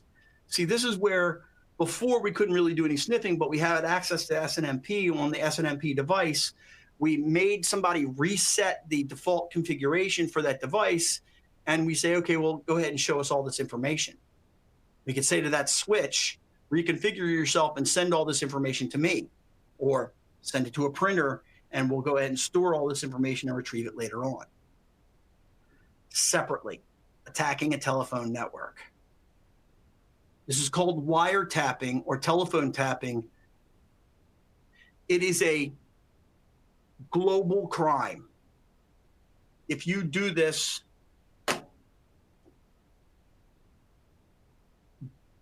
somebody will catch you. People are doing it right now to cell phone towers with what's called software-defined radios, and they're actually attacking software. They're attacking cell phone towers, and they're getting caught. Remember, this is all wireless stuff. With this software-defined radio, I could drive around so you can't catch me. Oh yeah, they're catching them. So don't play this game. Now, where this crosses the line and is a little bit weird is when we use voice over IP for an organization.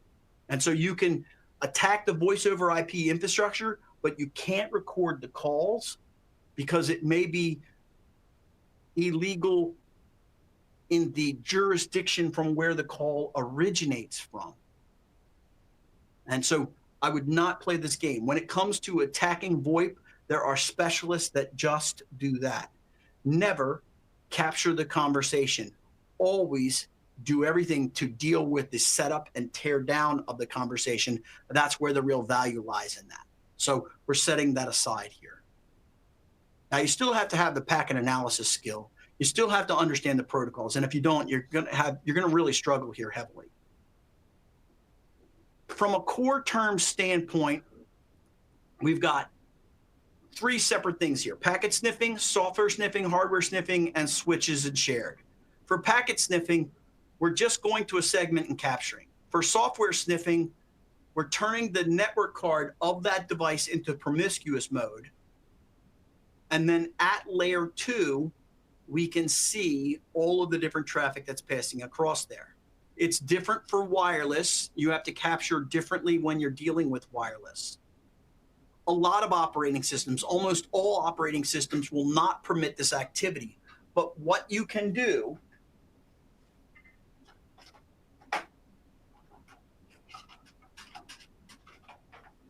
sorry, I'm digging around for my device right now. There it is. These are the only ones that I think work reliably. They're called the alphas. If you are in the EU, you can get these. Basically, they're USB-enabled Wi-Fi. You can get these, and you can get them that will be a lot stronger signal than I can use in the United States. The United States, this is limited to 325 milliamps.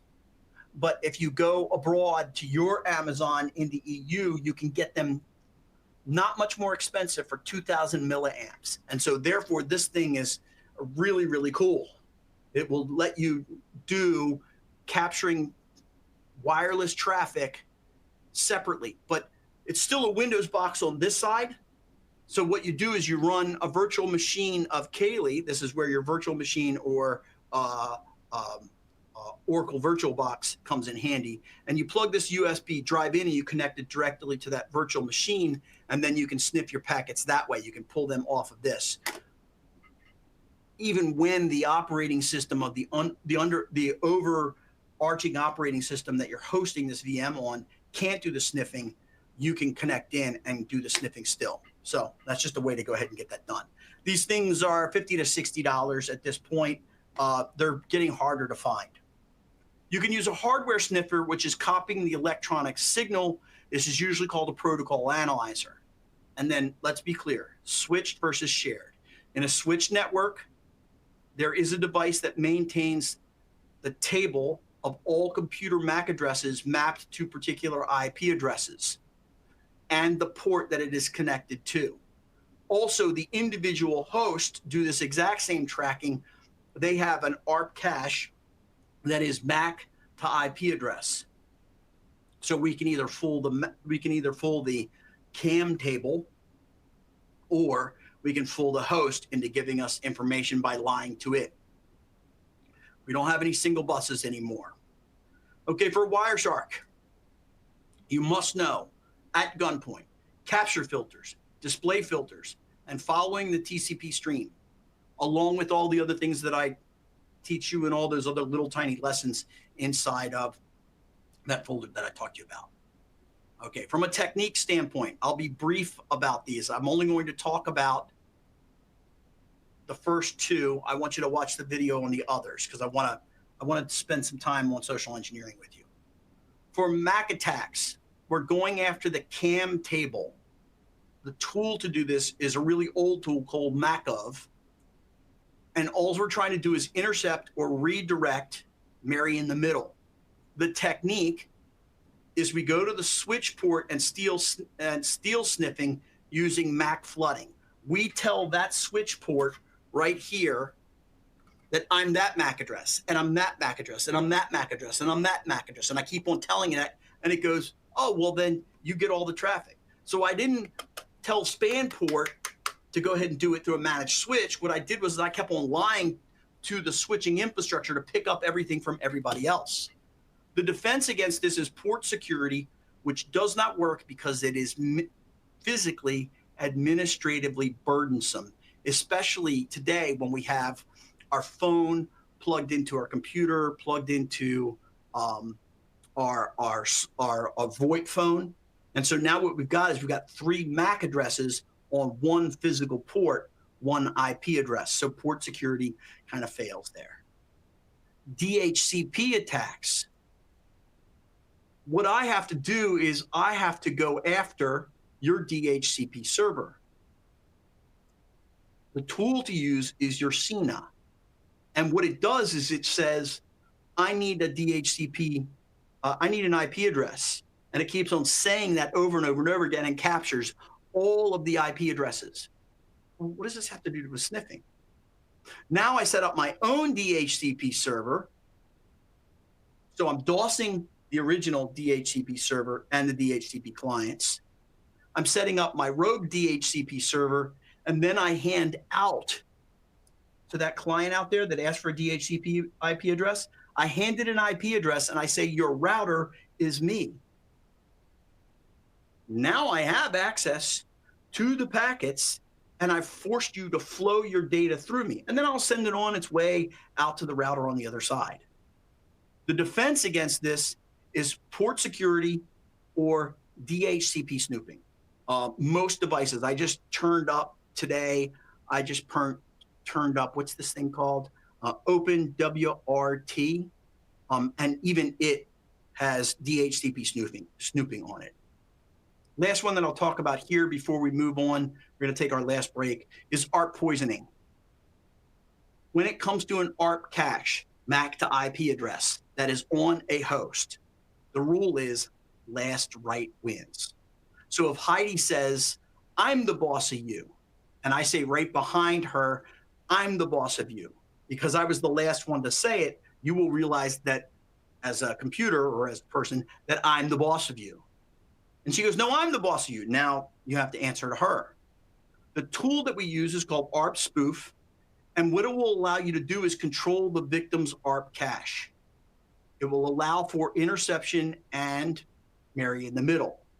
We will be able to redirect host on the same segment. And that's really beautiful. That's same segment, but also we start messing with the switching techniques that are there. We can either request or reply to reset the host ARP cache. We can say, reset this thing. The defense against this is, again, physical switch port control. You don't have it anymore. So those are the ones that I'm going to talk about in here. My favorite one, which I don't get to discuss today, is DNS spoofing and poisoning. That's probably the best on the list for me. From an implementation standpoint, your time. Sniffing is all the time. Packet review requires decryption. Wireshark is a great tool. There's something called T-Shark inside of it. You have to get good at the analysis that's out there. So that's all we're going to talk about in sniffing. You know what tool to use. You know what labs to do. You can come back and watch any more of this, but if you just do the Wireshark labs, you'll be in a really good space for your CEH exam. We're going to take our last break, and when we come back from that last break, we're going to do, I think, we took care of that. We're going to do this one quiz question. And when we come back, we're going to do this one quiz question. And then after that, we're going to talk about social engineering, which is a lot of fun.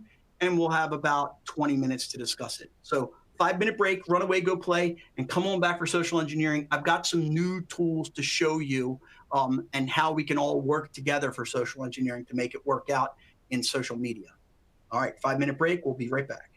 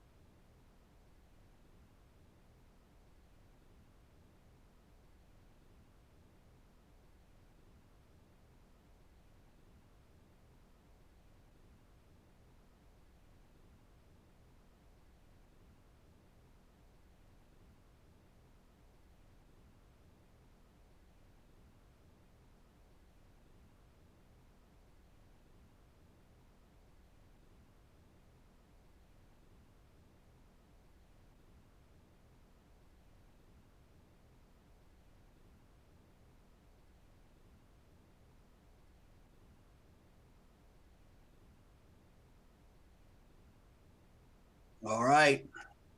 I have the magic wand out. I can make you into a CEH. All you have to do is stand still long enough for me to hit you on the head with it. And I mean, I'll wave my magic wand and everything will be okay. Sorry, I lost myself there for a second. So welcome back. This is our last section. We've got a little less than 15 minutes together. Anybody want to answer the question, why is it important not to review data of VoIP? This is our last question of the day, and then we're going to talk about social engineering. Why is it important to not review data of VoIP? What do you think?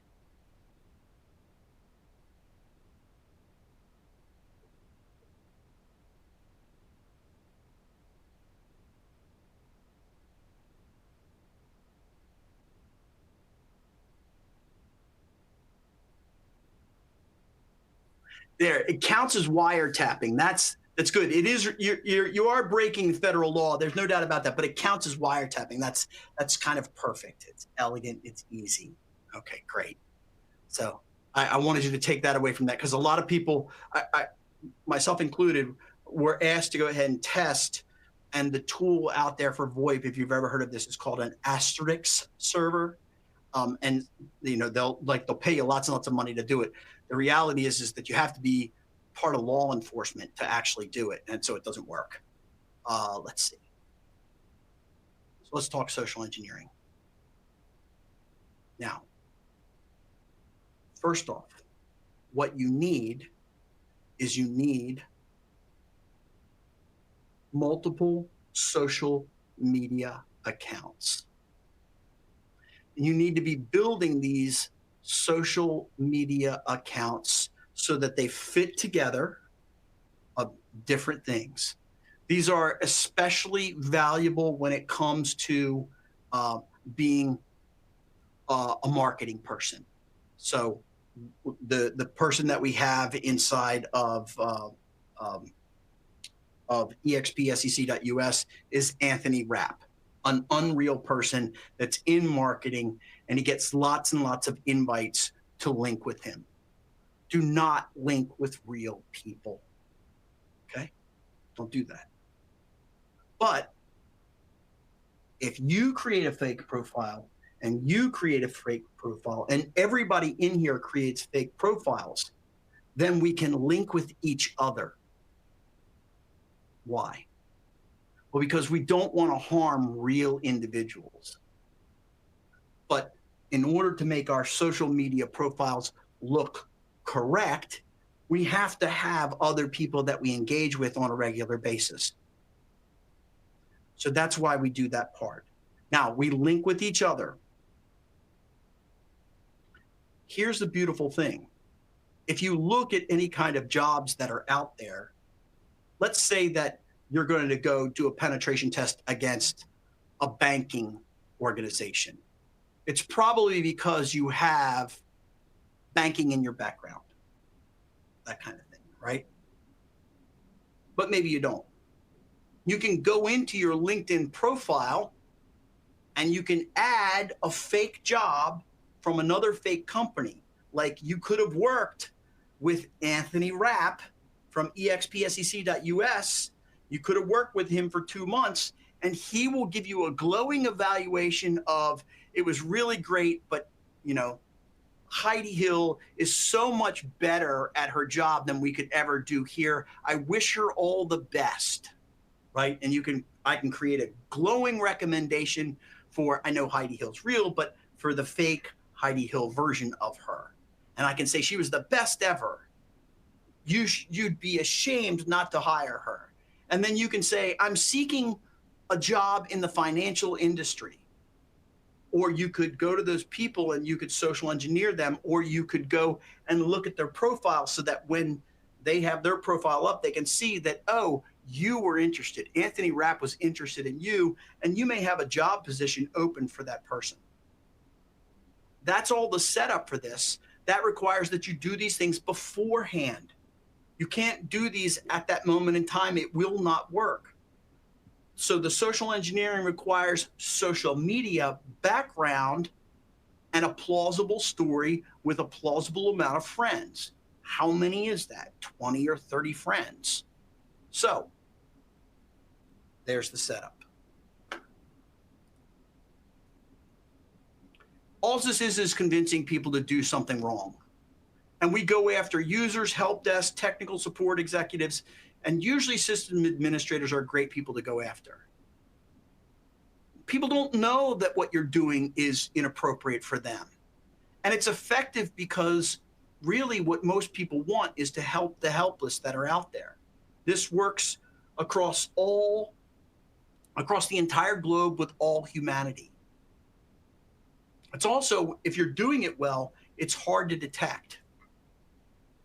In order to stop it, we usually do social engineering training, we usually do phishing training, and we end it there.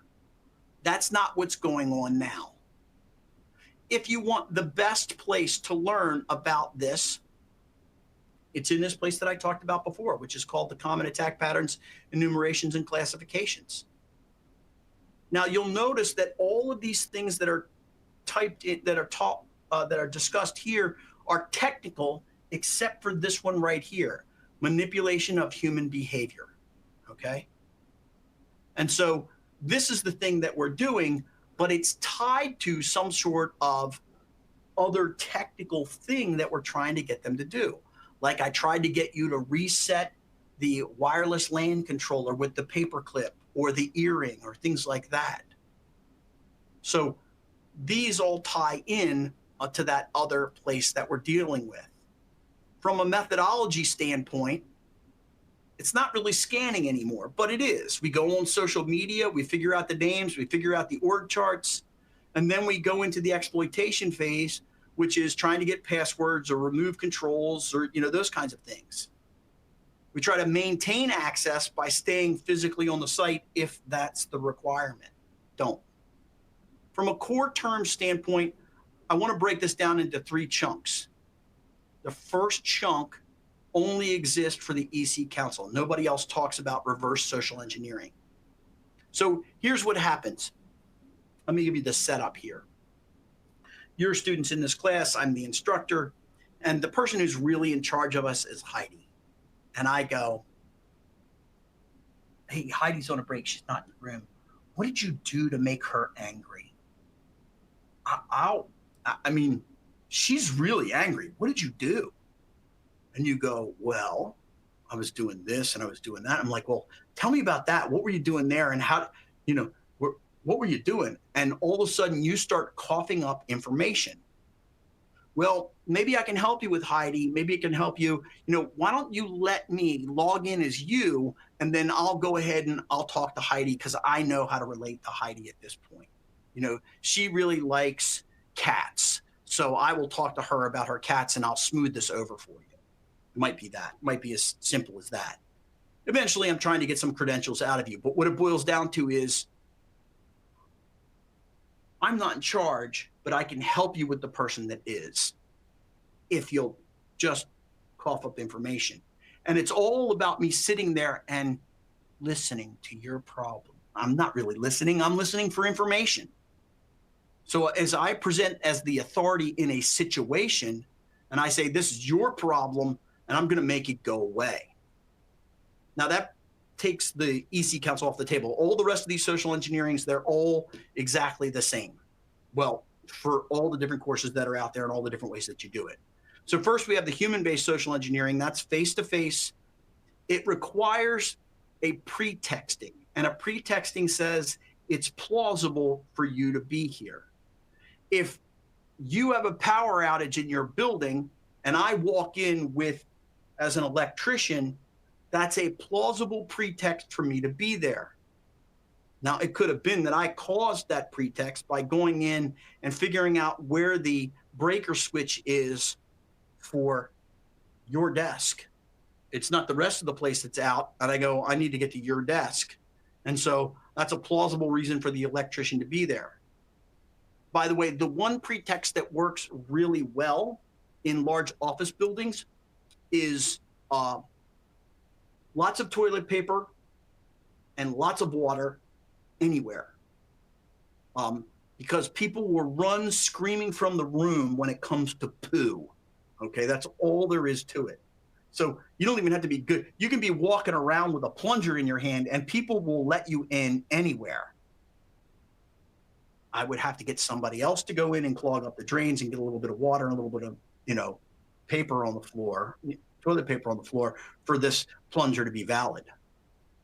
Now, what I can do is I can impersonate people, I can eavesdrop, I can shoulder surf, dumpster dive, piggyback, tailgate, and I can even do any kind of voice phishing that's out there.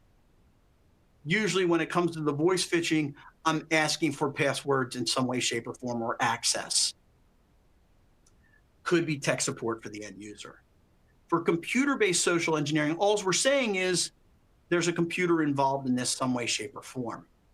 Techniques generally come in the form of pop-up windows, spam, chat, and phishing breaks down into the different kinds of phishing that are out there.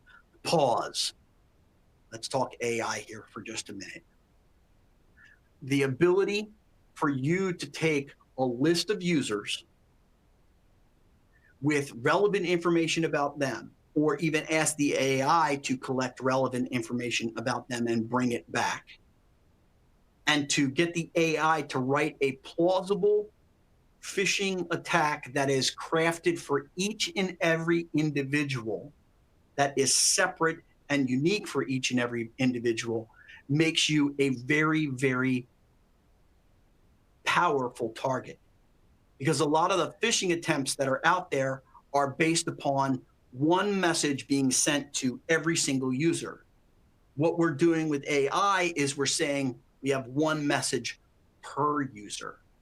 And that is the first phase of being incredibly powerful, because the technology and the tools will look at the similarities and things and say, I found one and I know about that one. Because remember, what the end user is going to do is they're going to click on this as spam, right? Or they're going to call the help desk and say, we don't know who these people are, but get them out of here. Well, that's only one user that's done that. Now I've got a different message to a different user, and it's unlikely that it's highly unlikely that sending 10 separate different messages, that all of them will be captured together and be considered spam on their own. Impersonating a person with a cloned voice. 15 seconds of audio is all it needs. Yeah, I've heard about that. I want to see that in action. So I'm with you, KK, and I read that same article. I want to test it, because the problem is that I'm going to ask, users are going to ask unexpected questions that the AI may not be able to react to in real time. So it would be great if it was a copy of Heidi's voice or your boss's voice or something like that. That would be reasonable, but we'd have to capture that information, then play it into that, and then have to have a conversation with them that, in fact, that conversation could be a conversation, not a monologue. So I'm with you. I don't know. We're 6 months from there, probably. Okay. From a principle standpoint, here are each of your definitions that you have to put in place, and I give you an example of each one of those. Generally, the technique comes down to this. We research the target company in any way, shape, or form. We select the victim, usually a frustrated person. We adjust our social media profiles to match that person so that we can be like them. We develop that relationship in a multitude of ways over a long period of time, depends on how long the test is. And then we exploit that relationship. Give me your password. That's really what it turns out to be. You speak or type and it changes in real time. That's great. I'm happy about that. Again, it has to be plausible and they have to talk in the same way. So from a testing standpoint, you could build a professional practice around this, but you have to impersonate on those social networking sites. As a professional, you got to start building those things now, at least one per gender, one per industry, and you update them on a monthly basis. That is social engineering. That's where we are. So we're going to wrap it up right here. And what I'm going to say to you is start with your glossary of terms and start with the GitHub. Convert your glossary of terms to note cards and satisfy about 50% of the test. Watch the videos that I have offered up for you. I've given you links to all of those videos. Watch those videos. Do the labs that are listed on the website. Ask me questions. Do the labs that are on the website where you go ahead and send me back information, like when it comes to any of your Wireshark stuff, and I'll be happy to answer you. Come see me in the 4-day class, and if you have any problems, write out your plan and send it to me. I'm going to hand it back over to the fabulous Heidi after I put my email in the chat. Heidi, are you ready to go? I am, Dean. Thank you so much. And thank you everyone for joining us today and for your participation. Just a reminder that this class was recorded and you can access the recording within 48 hours on the same page where you joined us for class today. Also, as you leave today, there will be a brief survey that will pop up on your screen. Please complete this survey as it really helps us out. All right, everybody, thank you again. Have a great day. Goodbye.